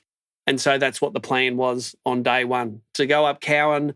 It was nearly the top of the tide. The water's really clear in there. No matter how much rain you get, Cowan Creek is either clear and crystal clear or clear and slightly stained, but you can still see like a metre plus into the water, even when it's as dirty as I've ever seen it. So that's exactly what I did on the first day. Ran up Cowan, and I don't know if I got a full limit, but I got pretty close to a limit on aquas. throwing the unweighted aqua on the Daiwa, my aqua rod, which is the 7'4", the solid tip in the EX, like 10-pound braid, 8 or 10-pound leader, those number one Magic Eye Van Fook hooks and the 50 millimeter salt and pepper aqua. It's like you can see it. You can see when the fish eat it. You can see when a little fish eats it and T-bars it across the aqua. Mm-hmm. And when a big one grabs it, you hit it hard and wind like hell. And that's the fun of it. So I actually, on that first day of the tournament, I saw 2 proper big ones came out, and they'd come out to the aqua. They'd put their nose on it nearly. They'd flare their pectoral fins up. And normally that's the precursor to them just going and sucking it in. But both of them looked at it, flared up, and then took off. And it's so I left Cowan after a couple of hours with probably the makings of a 2.5 kilo bag rather than 2 fish for 2 kilos that it could have been if they'd eaten it. Yeah. It's interesting how that would have played out. If you had got those 2 fish, then how long do you stay? And the day would have been different. That's right. You know, you might have got 2 early bites, but then struggle with little ones the rest of the time. Like all of these little sliding doors moment make all the difference in the tournaments. Anyway, I did decide, well, I've actually got nothing over 30 centimetres in the bag, so I moved out. I drove back out to the main river and up to the highway bridges, and in particular the railway bridge, the downstream one. And I did that as soon as the tide started running out. So when the tide runs out, you get current pushing on one side of the pylon and then slight eddies on the other side. The brim always hang right at the back of the poles in the out of the current eddy bit. So on the practice day, I caught a few on some of Callum's puffin cranks doing that. And I think in the tournament, I think I only caught 1 on puffin crank. It wasn't as red hot as it was on the day before. So I caught 1. I think that's where I may have filled out my limit at the bridges, but it was like, nah, they're going to be bigger fish elsewhere. The one I caught at the bridge wasn't a 30-something. So it was heading back downstream. And this was probably only halfway through the session. I was already heading back out of the Hawkesbury and fishing some spots on the way into Pittwater. Now, on the practice day, I got smoked twice at Patonga by proper size fish, but I don't think I hooked any. I think I didn't. Either I spooked them on the practice day or the conditions changed a bit. I only spent probably 15 to 20 minutes at Patonga, and from there it was back into Pittwater to do a milk run of the spots that I've accumulated over 20 years of fishing that spot. Yeah, I only ever fish Hawkesbury in tournaments, so I get maybe 3 days a year max to fish it. But I've got a pretty good memory when it comes to which boats hold fish, which banks hold fish, what tide's good on what bank. Can't remember someone's name, but I can definitely remember if I caught a 35 centimetre there in 2013. You know, so right, okay, us fishermen, we can do that. You know, that's our superpower. So we came back into Pittwater and I got a few more fish off some boats, but again, no real proper ones. Maybe a fish or 2 over 30 centimetres. But then I'm starting to get aware I'm fishing with Jamie Cole. He's my non-boat. I go, I've got to find some fish that Jamie can catch because he's not a stick minnow fisherman. But on the edge of the flats in Carreel Bay, I was fishing a few boats and I swung the live sonar out and I go, oh, there's a whole lot of shallow fish out there. And I pinged a cast out there and caught a legal bream. I said, okay, let's develop this a little bit. And there was probably a half football field size area where there were just scattered legal-sized bream 5 foot under the surface cruising around, sort of looking like a school of mullet, but they weren't, they were bream. And I think at that point, that's where Jamie managed to get nearly, if not all of his limit, 2 out of the 3 fish anyway. And we probably caught 5 or 6 fish there. It's a trait that you often see with the black bream, but definitely yellowfin as well at places like Malakuta. When it gets really calm and it slicks off and it's sunny and bright, for some reason the bream come up and they sit just under the surface. Like it's counterintuitive, but 100% it happens. When it gets real inky calm, don't look around structure, go looking just in the open and you can find these fish floating around. Anyway, come to the end of the session, I probably still only had maybe, 2.5 kilos, maybe 275, something like that. And I went to a run of inside boats probably halfway back to the start, right along an edge in a massive mooring field. So when I look at moored boats, I don't tend to fish the deep ones, especially if there's no current. And in Pittwater, there's not much current. I just tend to fish the inside one. And my theories are that if you find a nice rocky bank and then the tide gets low, and it was low by this stage, all of the big fish just drop back to the first available cover, and that's the inside line of boats. So I've got a bit of history there, but also conditions were favouring it. So I ran that inside line of boats, and in about a 300-metre stretch, I hooked 3 big bream and I got smoked by the first one and I managed to land the next 2. And the next 2 I probably shouldn't have landed, but I did land them. Like, in particular, my last fish was must have been a 36 forker or a 37 or something like that.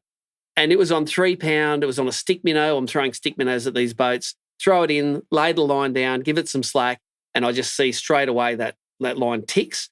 Usually that's because there's a school of bream under the boat. One will grab it, run away so his mates don't steal it off him. So come up tight on this fish and it's scorching off under the boat, which had a keel on it. So I have to go around under the anchor rope, free it from that. And by the time I'd gone so easy on it, I tighten up on the other side and it's around the next vacant mooring buoy as well. So it's stuck around the rope. So it's like, oh, well, can't break fish on a slack line. So I backed off the drag as well, went into that mooring buoy, had to pull the rope up, had to untangle it. When I got the rope untangled, it had actually gone around a trolling motor like twice. Like it must have just stopped the propeller and the line just got caught in it. So I untangled it from that and then it was still tight. It had got caught in my keel shield. So on a glass boat, you've got this bit of rubber on there which stops it, but there's a little groove in the edge. So it was actually physically wedged into there. So I'm head down over the front of the boat, untangling this. And by the time, when I got back up, I'm looking for my rod and it's like, oh, is my rod fallen overboard? And Jamie, my non-boater, he's picked it up so I could get back up and it's like above my head. And so I grabbed the rod, wind in, and this brim's still on. And I'd come up tight on it and it's just sitting out on the flat going, please net me, I'm tired of this. And it sort of came straight into the net. And they're the fish, like being able to convert those big fish is the difference between, like that's, each one of those you land's worth like 10 places, I reckon, in the tournament. Because out goes a 26 forker, in goes a 36. The next fish, out goes a 27 forker, in goes a 37 forker. Like that's the sort of wholesale upgrades you need to be up there. Exactly. And with that particular fish, I mean, people can go back and watch that on your highlights. It was an epic fight and you're like leaning over the bow going, what's it caught on? How's it caught? It's caught on everything. What's it not caught on? It's on the trolling motor again. No, it's not. It's clear. Hang on. Yeah, it's under there. But anyway, the moral of the story is if you're in a dicey situation with a bream can't break a slack line unless they wedge the leader into something. And I'm fishing straight through, so there's no leader knot. So if you slack off on the line, and this is a trick we learned from barra fishing, you go easy on a barra just stops. It just sits there. You know, and you can go and untangle it around the trees and you get tight on it and you up it again and it starts fighting again. So the bream aren't as well behaved as a barra, but they still back off a lot when you stop pulling on them. And in the past, I used to use stick minnows that had no barbs on the hooks. That's how TMCOs came. But nowadays I run barbs on the hooks and I was pretty happy that one had barbs because he had ample opportunity to shake that thing out if he wanted to. And yeah, so I ended up with high 3 kilos, which is always, it's never going to be the biggest bag of the day, but if you do it a couple of days in a row, you're always going to be up there at the Hawkesbury. That's right. That's right. And there was a couple of good bags brought in. Do you remember where you were placed overnight? I actually don't, but I assume it would be up in the top 4 or 5. Yeah. Yeah. You're definitely not higher than 4th based on what I'm. That's right. So there were some decent bags there, but a lot of those bags may have come from areas where there was a bit of pressure or upriver or, again, the tournaments this year, I haven't had a lot of company. Not a lot of people choose to fish pit water on a bright, sunny, calm day. They're looking for current. They're looking for dirtier water because they're crankbaiting or throwing cranker crabs. And I'm sort of the opposite. I love fishing the clear water. And I don't mind hard to catch fish if they're the right size. And they're definitely the ones the right size in pit water there. Fair enough. And based on day one, was there anything you ruled out? Did anything go, okay, I'm not doing that again? Yeah, well, I decided I wasn't going to fish aquas in Cowan Creeky, and even though it's one of my favourite things to do, I looked at my bag and I go, well, nothing that I caught in Cowan Creek was actually ever going to help me on day 2. So what I did on day 2 was I fished aquas, but I fished aquas in pit water. And we had a bit of swell running on day 2. It was a really nice, calm day, but there was quite a big northeasterly or easterly swell coming in. And it would wrap all the way around the headland around Barrenjoey. And it was breaking. It wasn't breaking, but it was surging right down past Mackerel Beach. Now, as you head out of pit water, there's a left-hand bank that normally no one fishes, but it's beautiful, rocky country, bommies. And I think it needs a bit of wind or a bit of action on it to happen. So we started off. I probably started off at Palm Beach, but I ended up pretty quickly back at where those washes were that aren't normally washes. And I did get about a 33 or 34 centimetre fork length fish on an aqua, throwing it up into the wash. The lure comes sucked back into the turmoil down below. Well, not turmoil, but white water. And then I just wound in for the next cast and it was tight on one. And that was lucky it swam right out. And so I think my first fish of the day was one of the ones you need, a 33 or 34 forker straight away. We fished a lot of the rest of that bank, but as the swell dropped, as we headed into pit water, the fishing got worse. I think I pulled one fish on a crab off a pole, which was just legal. Might have pulled another few fish on aquas, but they weren't the proper size ones anyway. So, yeah, a couple of 25 or 28 forkers. And after that, I'm pretty sure it was my time to, I actually came back to where I started and I did that, the washy bit again. I didn't catch any, so I headed into, I don't know what the cove's called, but it's just south of Mackerel Beach. There's a little cove that's got a swimming area at the end of it. And again, there was beautiful boulders, crystal clear water, and I saw a tree which had shags in it. And I'm busy telling my non-boater on day 2 that one of the Wilson boys, I think it was Chris or John, one of them, I said, there's no surer thing in bream fishing than throwing an aqua under a shag tree. And so I threw it in there, it landed, and in 2 seconds, 10 bream came out and boiled all over it. And that was another 30 centimetre plus fish that came out of there.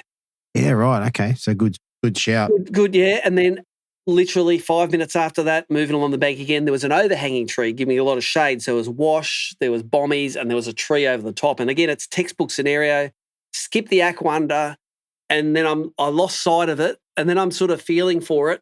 And then as I'm feeling for it, I'm getting nothing. So I start winding and it's like 90 degrees away the line. The brim's already got it, run it off. So I set the hook on that. And that was another 30 centimetre forker. I think that was, so by the time I left that wash that I'd never fished, but it looked good on the day, I probably had 3 fish over 30 centimetres. So that was another genesis of a really good bag. Yeah, very good. And in terms of fishing washes, I can't remember talking to anyone that was fishing aquas. I mean, I guess it's a good shout given it's pretty snag resistant. Yeah, look, I'll probably push it because I like watching the fish eat it. You know, if I could throw up in a wash and as it sucks back, I could see a brim dart up and eat it, that's awesome. But, yeah. You know, you could quite easily fish a gulp in there or a crab or a mussel or any of those things. But if I can go the sight fishing option, I'll go it. Middle of that session, it got real calm. I went looking for those flats fish again to try and get Mr. Wilson a bag, and we struggled. We caught silver trevally. I might have caught another legal brim or two, but they definitely either we hammered them too hard the day before or it was a little bit windier and they weren't sitting right up near the surface. But come the end of the session, I decided, that little stretch of boats I fished, it's been good to me in the past. Let's do it again. I'll save it till the end of the session. At the end of the session, I'll do that stretch again. And I did catch 2 more fish over 30 centimetres off the boats. And I think that 2 of them were on consecutive boats. One was one I didn't catch one on the day before, and it might have been a 34 or a 35. And then on my highlights as I was editing them, I said to my non-boat, I said, I got smoked on this boat yesterday. I remember it. It was the first of those 3 fish that smoked me. I threw in the stick minnow, and within about 2 or 3 seconds, it was on. And again, another sort of tentative fight on the light line, but I got another fish on there, and it was another 35 centimetre fish. So I didn't have the 2 big kickers like I had on day 1, but my smallest fish were all sort of bigger. And so at the end of the day, it was a different mix of a bag. There was maybe only 3 centimetres between the biggest and smallest, whereas on the first day it might have been 7 or 8 centimetres between the biggest and smallest, but in the end it ended up at that 3.8 kilo mark. And as usual in the Hawkesbury, if you can catch more weight on day 2 than day 1, you're going to go up. So I ended up with that over 7 kilo mark and sitting in 3rd place. So I was pretty happy with that. Absolutely.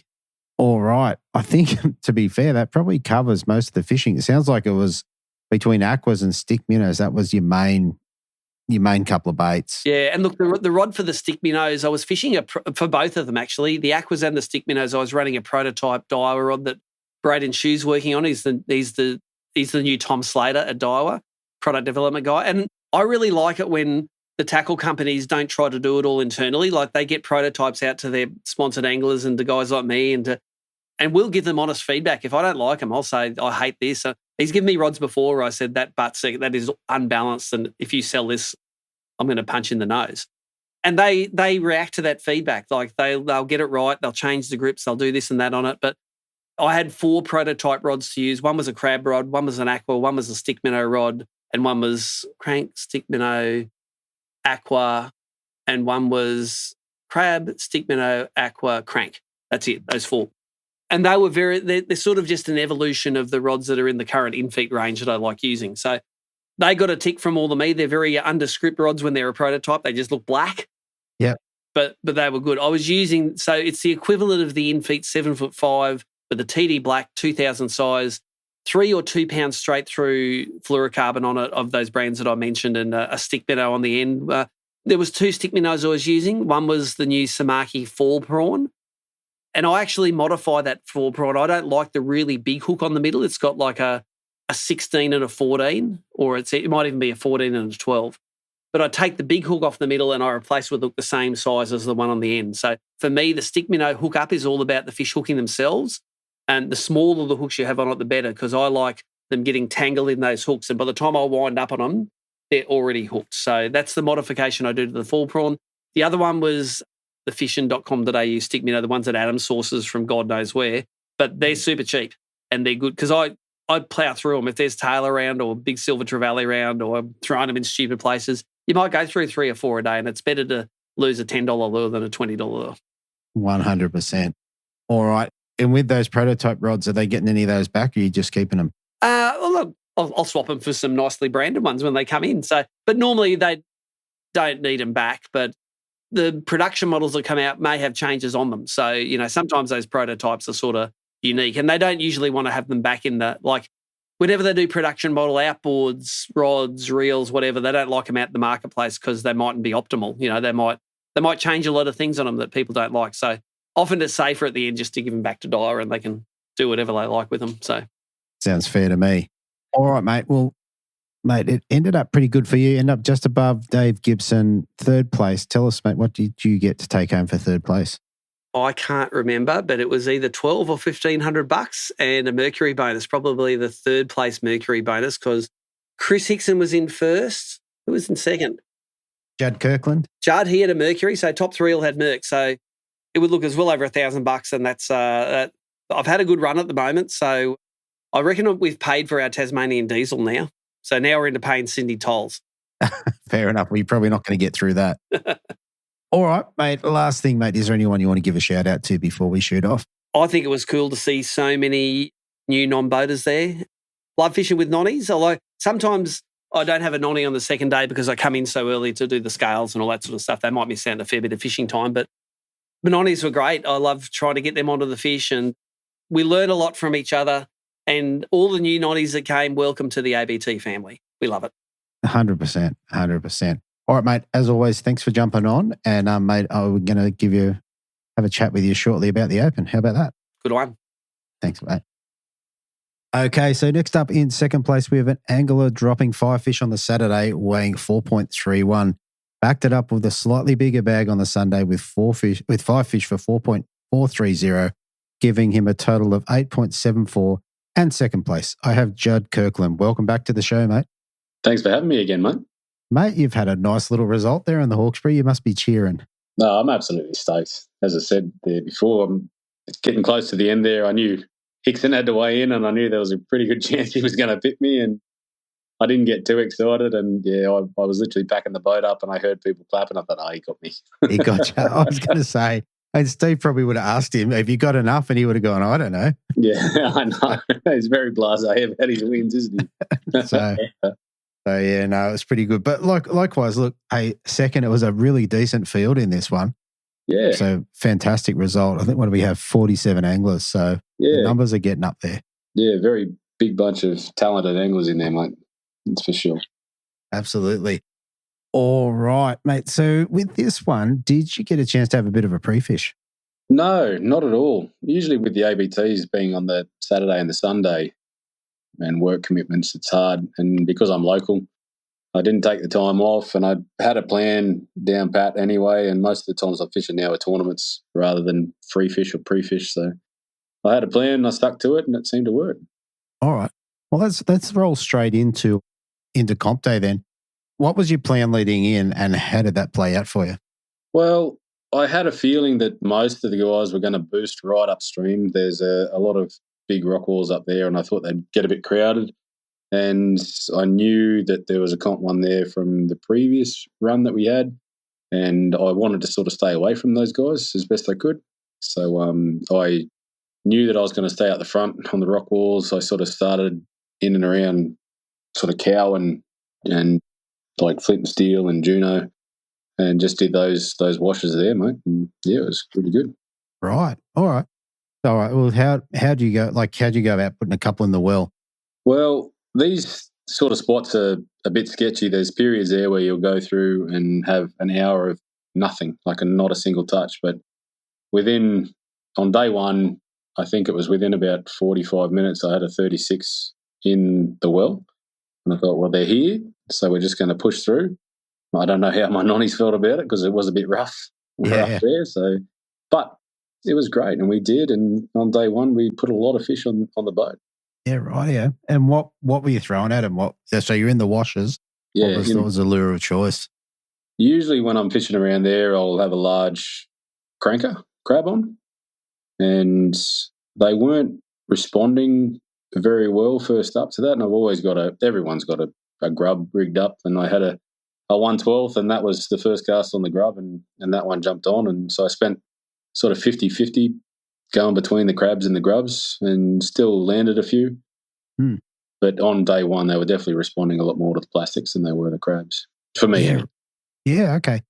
With your grubs, are you a Daiwa man? Are you what's your choice of grub? Z-Man all the way, mate. Z-Man. I like the Daiwa ones are great, and I've fished with them before, but I've fished with the Z-Man grubs for years, as have everybody, and everybody's got their preference. And I know that one works for me. I know there's a good chance if I I've still got packets of the Daiwa ones, obviously, but if I put them on, it's going to work the same. But it's confidence in my head, so that's what I go with, the Z-Man ones. 100%. When you're on a comp, it's probably more important. All right, and with that, so I take it then you're on TT jig heads. Are you gluing them on? No. Just use the headlocks, and I only went to a 1/12. We were in relatively deep water in some of the parts there, and took a long time to get to the bottom. And it took the first couple of hours to adjust. Like I'll run through the leader, because usually in those sorts of spots, I'll bump it right up and go way overboard with the bigger crabs and run like a 20-pound braid with a 12-pound leader, and that's not so much to wrangle the fish, more to be able to get your crab back. 12-pound, you can pretty much straighten a hook on one of those things and get your crab back and change it over and keep fishing. But in the early stages, it sort of tweaked a little bit that they weren't responding to a heavier leader. So I sort of dropped it down. I think on day one was the biggest fish on day one. That was a 44-ker, and he was on like a 6 and 6. So I got that one on 6 pound, which is typically about as low as I will go with a leader around those areas. But I did have some lighter ones rigged up, and that came into play a little bit later in the day and for most of the day too. Right. I mean, that must have been pretty hairy. It's on 6 pound, and I think the swell was up, so there would have been a bit going on. Yeah, there was a bit of swell up. I was up the front doing the dance, and poor Nonnie was down the back. I think we dropped the knee a couple of times, but we spent the whole day there. Some of the spots in a bit closer, like the mouth of Cowan, more just to get a bit of a breather, and around the Flint and Steel was a little bit protected, but still she was a bit bumpy. Yeah, right. All right. And you said you had to drop down again a little bit lighter? Yeah, well, that day I sort of stuck with the 6s. I did throw a 4 a couple of times and still landed a couple of low 30s. And like that was indicative, because even in the gaps there, I'd get the bigger rig out and throw the 12s and just wouldn't get a touch. And then as soon as I go to a 6 or a 4, they'd jump straight on it. Yeah. Yeah, it's an interesting debate, leader size and what have you, but I think there's certain days where it becomes really evident, and then other days where it makes no difference. Yeah, well, I can't really figure out whether it's watercolour. Typically in the clearer water, it doesn't really make sense in my mind, but in the clearer water, the heavier leaders seem to be okay. I don't know whether their response is a bit more of a feel thing in the dirtier water, but they didn't really want to touch it in that dirtier water.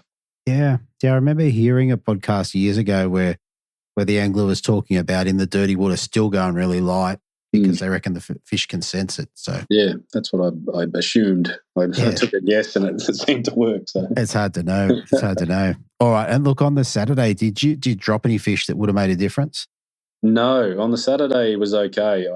I dropped a couple of fish that I am assuming were due. They ran like due. We landed a few due. But yeah, not on day one. Day one stuck with most of them. I think I only lost one crab on day one that was in a wash, and I just couldn't get it out. Just couldn't, yeah, fair enough. All right, well, first of all, do you remember where you were overnight? In second overnight. Yeah, just after Joel McKenzie had a cracking bag on day one. That's right. I thought he was going to bring it home. So did I, mate. We were very excited about it too. He's a good bloke. Yeah, very good. All right. Tell us about day two, mate. Day two, I did exactly the same thing, mainly because it worked and persisted. So I just persisted on those same spots with the same sort of methods. Day two, I did spend a bit of time throwing 3 pound, and which is definitely not my choice around those sorts of areas, but I had a gap there where it probably would have been about an hour, maybe an hour and a half, and I hadn't had a touch. My nonny, Johnny, he hadn't had a touch either. So I threw the 3 pound, and that's when I got my biggest for the day on that day. Wow. And I think that was a 37 forker on the 3 pound with just a UV olive heavy crab, the smaller one. Wow. And that was scary. I was going to say, it makes me nervous thinking about it. Like all the stuff that's going on there, have 3 pound out. Yeah, well, it's all sort of kelpy around sort of the Juno and Batonga sort of area. And he had me in a few bits, and I was free spooled a couple of times, and he just came out. I was very lucky that I landed that one. Well, there you go. All right. So throughout the day, did you get a bunch of fish? Yeah. On day one, we did catch a heap. I think I would have upgraded probably maybe close to 10, maybe 15 times. Sure. And day two was probably the same, around abouts. My non-boater on day one, he did the same thing. He upgraded a few times. And on day two, I think Johnny ended up 1 fish short. And he caught a cracking June near the end there too, which was a bit disappointing for him, the poor bugger. But yeah, we did catch plenty of fish. Yeah, fair enough. And with your bag, I think you said on day one you got a 40 forker, so that would have been, I don't know, 1.3, 1.4, I'd take it. I think he weighed in at, I think it was 1.2 something. Okay. It looked like a gentleman of an old fish. You should have seen this thing. It was all head. It had a really skinny body, but it had big chunky shoulders, but skin and bone through the body. So he wasn't. Yeah. I knew he wasn't going to weigh super heavy. Like Yeah. I've caught similar fish with the same size that were 200 grams heavier than that one. Yeah, right. I was still happy to get him in the well, obviously. I would have taken another 4 of them, that's for sure. But 100%. Yeah, no, I was trying to work out what the consistency of your bag was. Like with 4 kilos, you're sort of 800 grammars, more or less. yeah. Well, I think on day one, I'm trying to find the thing. And day two, I think the smallest one was a 325. Okay. And I think that was the same on day two, the smallest was 325. So there were a couple of big opportunities there to upgrade. I just couldn't find that second kicker. Yeah, fair enough. I mean, as it turns out, like overall, you're 800 grams behind Chris, so you need probably 2 upgrades, maybe. But equally, a kilo above Steve. So you could have thrown a kilo fish out. You still would have got there. Yeah, no, I was stoked with the result, mate. Very good. All right. In terms of the fishing, is there anything else worth discussing? Not really. The rod and reel outfit that I use is pretty basic. I was sort of running in-feets with a couple of the Gecko from overseas. They seem to work really well, those little reels. Okay. But the main one that I used on both days that I stuck with was a Samurai Reaction that we won in one of the New South Wales tournaments. Yeah. Just combined up with I think it's a 2024, 2025 cert tape. Okay. And yeah, that thing, I've just put it through the ringer and it worked really well. And that's only that model reaction that we're using as well is like, it's a very fast taper. It's 2 to 4 pound. It's a very light rod. Yeah. Not really the sort of thing you'd want to be using in a wash, but I had a blast, mate. I had a great time. Yeah, right. That was another question I was going to ask. If you had to do it again, was there anything you'd change or anything you want to go and do again? The only thing that I'd change, because on day two, my heartbreak was I hooked up to something that was massive, and it was not a dew. It ran like a bream, fought like a bream, and it was going to be the biggest one for the day. I could guarantee it nearly. And I fought it for a little while and had it directly under the boat in probably about 4 meters of water, and he just pinged me and I couldn't get him out. That was probably the biggest heartbreak of the whole tournament. But apart from that, I genuinely had a really good time. Had a really good 2 days. Yeah, that's good. That's good. I mean, a good result. For you, when you drop that big fish that you want, how's that look on your boat? Are we slamming rods down, or are we just hands on hips? Or there's no tantrum. I already had one knee down, but the other one went down as well, so it was a bit disappointing. But at the same time, mate, I can't complain with the overall result, and the entirety of that weekend was just awesome. All right, second place, mate. What did you get to take home? The cash prize was $2,000, Nice. And I got the second place Mercury bonus as well. That's another $125, so that pays for a couple of things for the boat. Yeah, that's it. There's always something. I paid for the petrol for the week. Yeah, that's right. And you would have a badge with a number 2 on it, which is pretty cool. Yeah, that was I think it's either my 10th or 11th badge now. Mm-hmm. I'm pretty happy with that. Only my second. Second. Have you won one before? No, I've never won ABT. Okay. I won an East Coast and a few other bits and bobs. We've got a second in New South Wales tournament, but yeah, never won an ABT, and that's the target for this year or next. Yeah, fair enough. Very excited for the grand final in Foster if I make the cut. Yeah, absolutely. That's going to be a cracking round or comp. I think hopefully if they hit the surface, like if you can get them on surface up there for a cup for 2 or 3 days, how good's that? Yeah, it'll be great fun, mate. Fantastic. All right, last thing before we shoot off, is there anyone you want to give a shout out or say thank you to? I've always got to say good things about Ange from Spotlight Marine.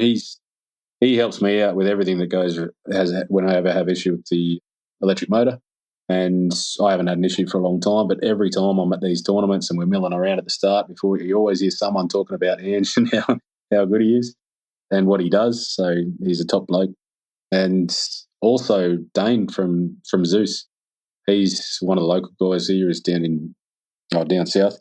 Camden. But he's in Camden. He's the sort of bloke that you'll text him the day before and then he's bringing him to the tournaments because everyone does it. Everyone underestimates what they've got and he always comes through. He's two good blokes.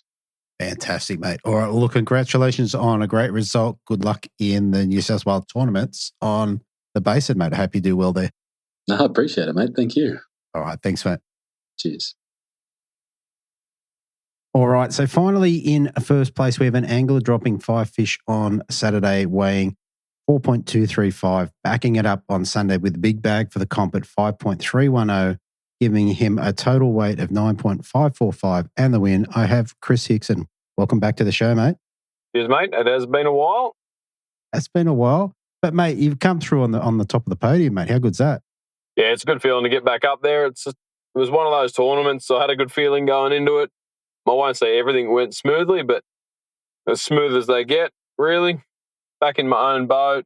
Yeah, it was nice to get back to somewhere I like to fish and get a good result at the same time. Yeah, absolutely, mate. And tell us, there'll be a lot of anglers that are pretty keen to hear about your boat. How's it going? What's it like? It's really good. I was a bit sort of skeptical on how to go in that bigger open water. It's a lot different to the standard mono-hull design. There's a few tweaks that definitely need to happen. No boat's perfect, but it really did do well in that rough water. Right. To be honest, it surprised me a fair bit. Rode really well, handled fishing in the rough stuff pretty well. I didn't cop any over the front. To be honest, even after the harbour, it's probably the driest boat I've ridden in. Where you got, I reckon, one spray the whole time we were there. Wow, that's pretty amazing because that's one of the things that's also rough on all your gear, just getting waves over the front and spray and all that sort of stuff. Yeah, it definitely is. But, yeah, I think on the last afternoon of the Open, Bretto, the cameraman, copped one little spray from a big ferry wake, and I think that's the only time we got wet the whole time. Fair enough. And, mate, you must have broken the curse, mate. Oh, I wouldn't say that. I didn't. The one thing with Bretto, I didn't lose any this time. Normally I hook them and lose them. this time I just didn't really hook any. So I actually fished pretty clean in the harbour. I just wasn't fishing much good stuff. Sure. Fair enough. Well, in terms of, just before we move on to the Hawkesbury, tell us about the Open. How'd you go? How was your experience there? Yeah, it was good. I ended up 7th, which, like, I'm not happy about 7th ever. That's not great, especially on the harbour. I sort of expect a bit more out of myself there. But leading into it, last year I sucked. I fished it like 3 weeks before, doing a little bit of filming, and I just had the same vibe as last year. The fish looked like they were doing similar things, and I just don't have the patience to fish the way they are.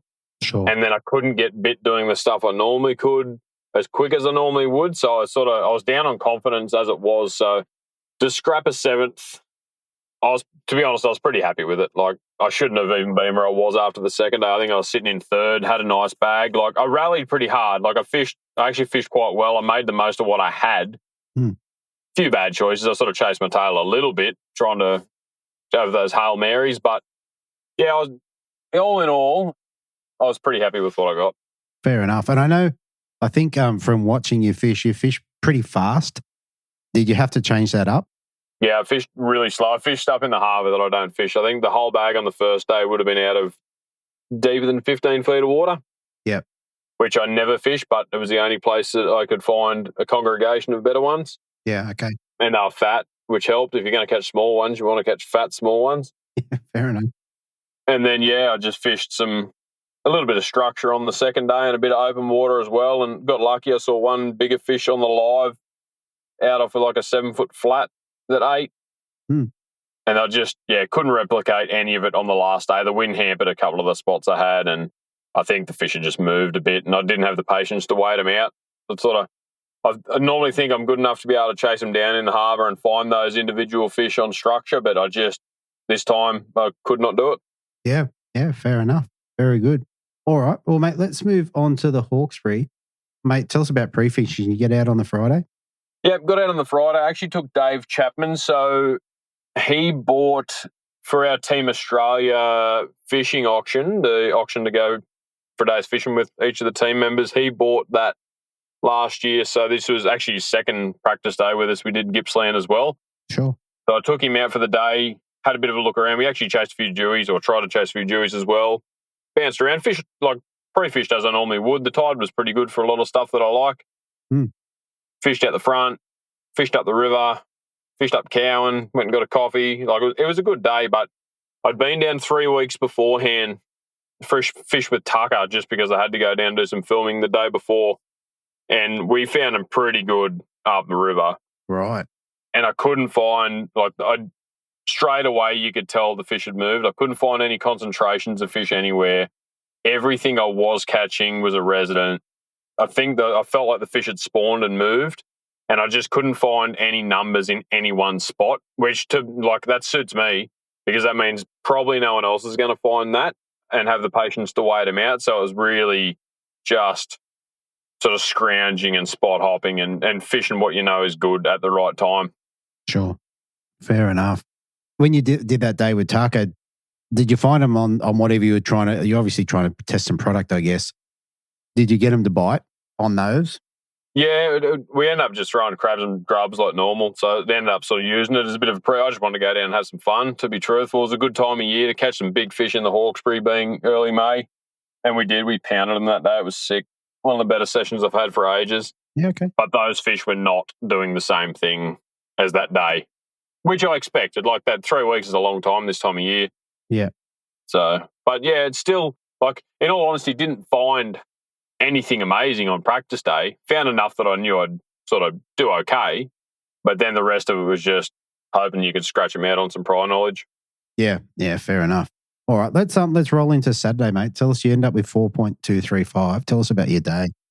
So rolled at the front. It was a high tide early in the morning, so I went and fished some washes and rocky banks out in the bay. The fish there was fish there. The fish I was chasing weren't there. They were a lot smaller than practice, a lot more scattered, and they just weren't. They're in less numbers, even the residents, than I thought they were. So I think I did leave out the front there with a bag eventually, but it was not much of a bag. I think I might have had one fish in there that I kept for the day. Yeah. And from there on, it was just literally spot hopping my way up the river.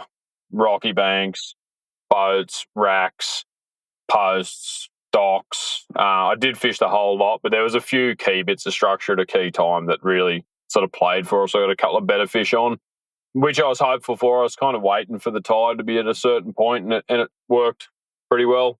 I think the 3 biggest fish came within the last, maybe hour and a half of the day. Yep, yep. And in terms of specific structure, like what do you end up getting them on? Just posts and docks and stuff. Yeah, okay. Yeah, anything hard structure. I think I did get one bigger one off some rock that day. But yeah, just man-made stuff. The stuff I like to fish. And sorry, I don't know whether I missed it, but crabs or? In the washes, it was spikes. Yep. And then the rest was just crabs and grubs. Just the old one too, hey. Though it was a very finicky bite. Mm-hmm. The bigger ones didn't have too much drama eating a grub. Yeah. But the picky ones, yeah, you sort of needed those trebles on a crab to be able to sort of pin them a little bit. I did lose.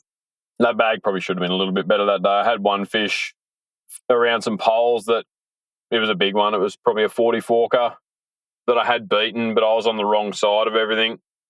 And I'd got the net in my hand, and when I went to net it, it went round a post, and because it did that, I couldn't free spool, and it ended up busting me off. So that was a bit of a gimme. Yeah. That went begging. And there was a couple of other sort of pretty easy chances that day that I didn't capitalise on. They cost me. I thought they were going to cost me a little bit, but that's fishing the Hawkesbury. You hook those big ones, they crush hooks, they pull harder than normal, and if it's finicky, it rips out. It's just, yeah, you expect a few of them. Yeah, fair enough. And with your grubs, mate, how are you rigging them? Are you rigging them weedless or standard jig? Nah, just same old. Most of the grub fishing I did was in the racks. Okay. 16th ounce head. I find sometimes in the racks it's better to fish heavy than light. Ends up more of a reaction. So it drops quick past them, buries in that soft mud, and then they have to go looking for it.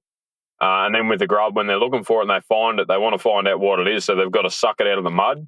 Yeah. And that's when you feel that crack and you can hook them. So that's just a standard rack Hawkesbury, bloodworm grub, 16th head. Yeah, drag it along and fish enough stuff, you end up coming across them. Yeah. And in terms of how you like to fish, is that one of your favourite ways to fish? Without a doubt, yeah. I love fishing the racks in the Hawkesbury. Not that there's a great deal left there now, but if you do find the right ones, there's big fish in them. Yeah, fair enough. All right, well, mate, that puts you, I think we said maybe 4th or 5th. We didn't actually work it quite out, but I think it was about that, yeah. So still in touch, not on top, but in touch. Tell us about Sunday, because you got a better bag. So maybe that was just landing the better fish. Tell us about that.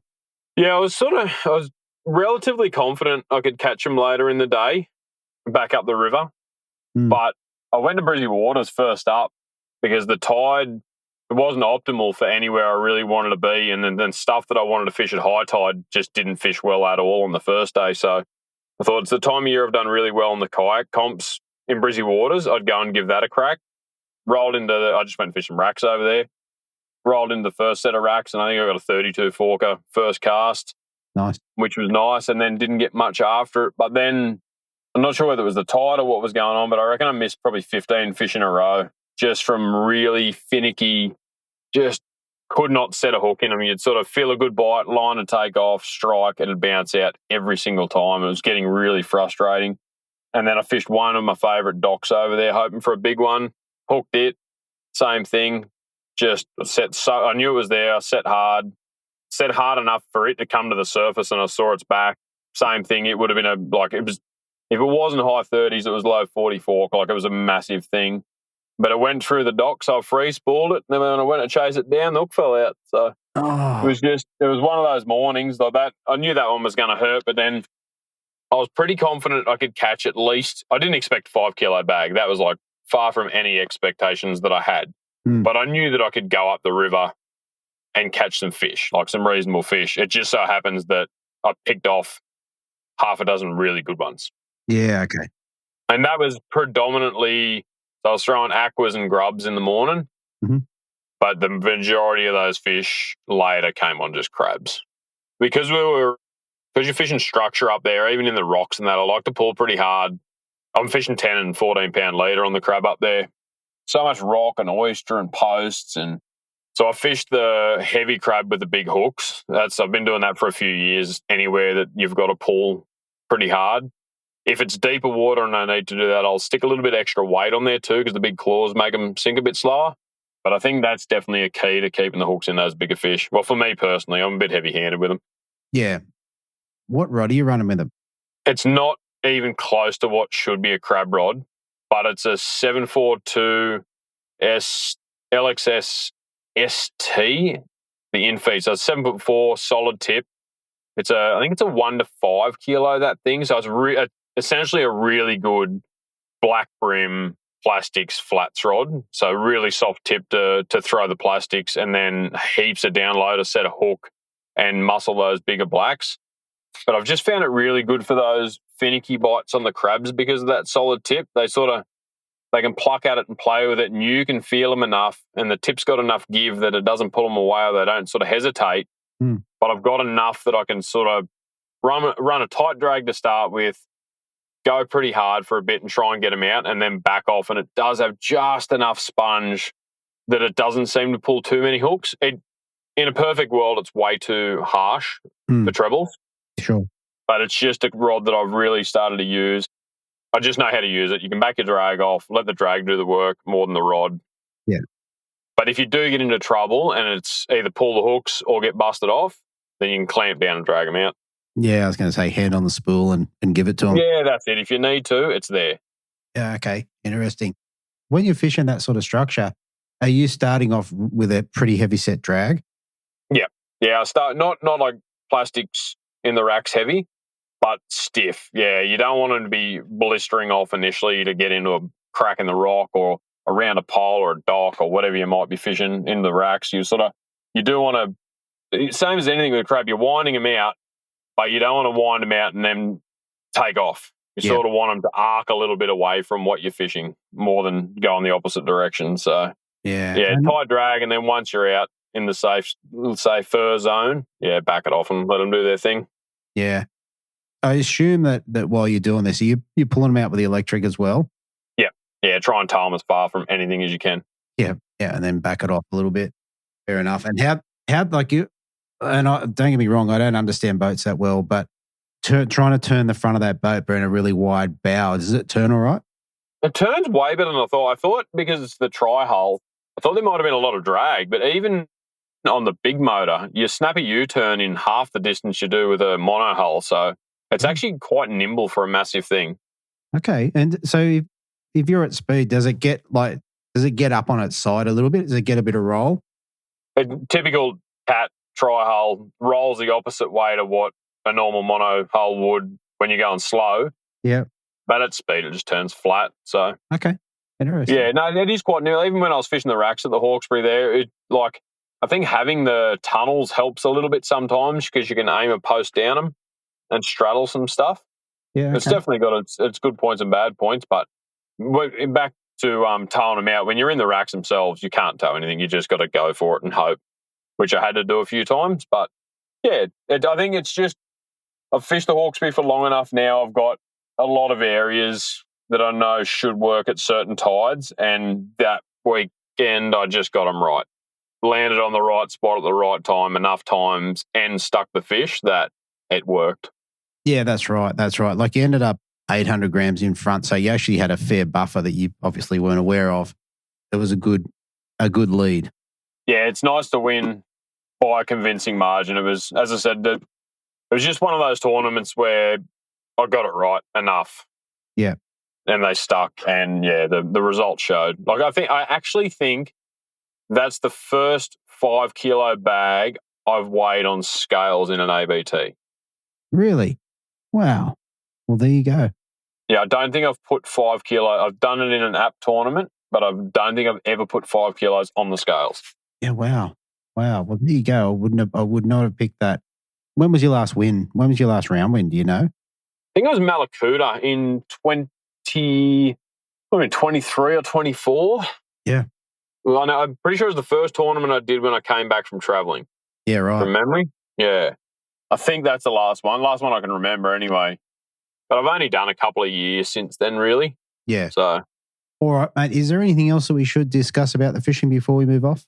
No, I think that was it. It was just a good weekend of fishing, or a good week of fishing, to be honest. Steve and Nicole put on a good show as usual. And it was really good to see a good turnout as well. The numbers for the Hawkesbury were solid. The numbers for the Open for a midweek tournament were solid. Mm-hmm. And it's good to see, even though it's costing us an absolute arm and a leg to get there and do a lot of these things, especially on a place like the Hawkesbury where you can do some massive miles and burn some juice.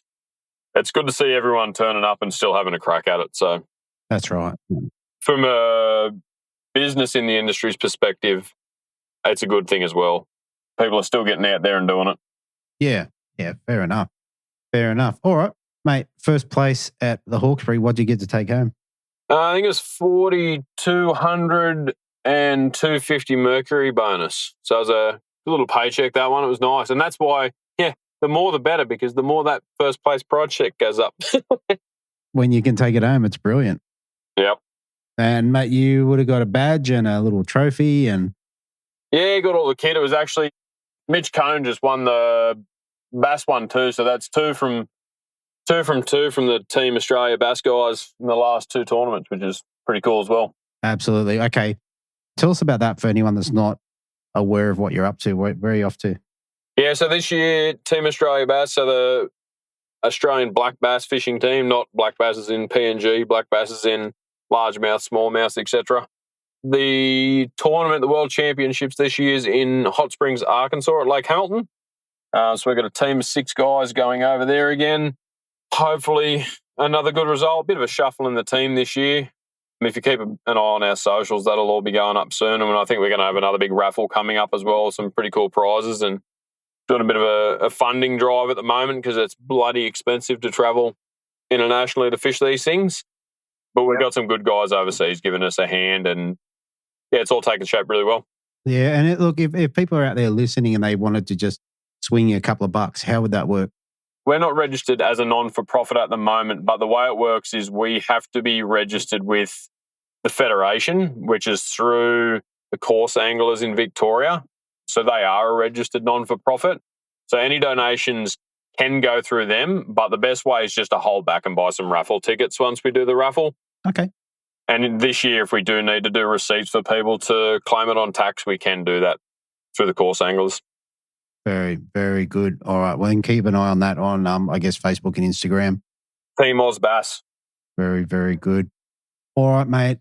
Last thing before we shoot off, is there anyone you want to give a shout out to or say thank you to? Yeah, the same old Daiwa, number one.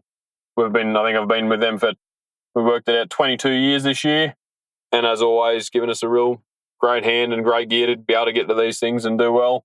Mangrove Marine, the family, ABT, and everyone that comes along and actually has a crack at it. So it's been really good to see so many people turning up, as I said, and hopefully we can keep it going in the future. Absolutely. All right, mate. Well, congratulations on a couple of good tournaments, and hopefully we get to have a chat again soon. Cheers, Davey. Thanks, mate. All right. So, look, I really hope you enjoyed that one. It was obviously a big episode with some great explanations of techniques. Always good to talk to these guys. Like I said, Chris Hickson, Judd Kirkland, and Steve Morgan is a great top 3 in the boaters. I did really enjoy talking to Sam, someone coming in, literally not knowing anyone in the room and then coming out on top. I think that's pretty exciting. I look forward to seeing where Sam takes it from here. I expect to see him back maybe in a boat next time. Great to talk to Jesse. We did the live coverage of the Open with Jesse, and he's a really great guy and very, very happy to share, which is always important. And, of course, Rodney Rocket O'Sullivan, last year's winner, coming through with another great result here. And realistically, sort of 150 grams would have got him a double win. Either way, it was good talking to Rodney, and I really appreciate everyone's time here. Okay, thanks for hanging in there. Keep your eye on socials. There's a bit going on. I've got a lot of stuff to release coming up. So, hey, thanks for tuning in. I appreciate you guys, and I will talk to you next week, maybe tomorrow. Thanks for listening. Hopefully you were informed, inspired, and entertained. If you were able to learn something or just enjoyed listening, please consider subscribing and rate us on your favourite podcasting platform.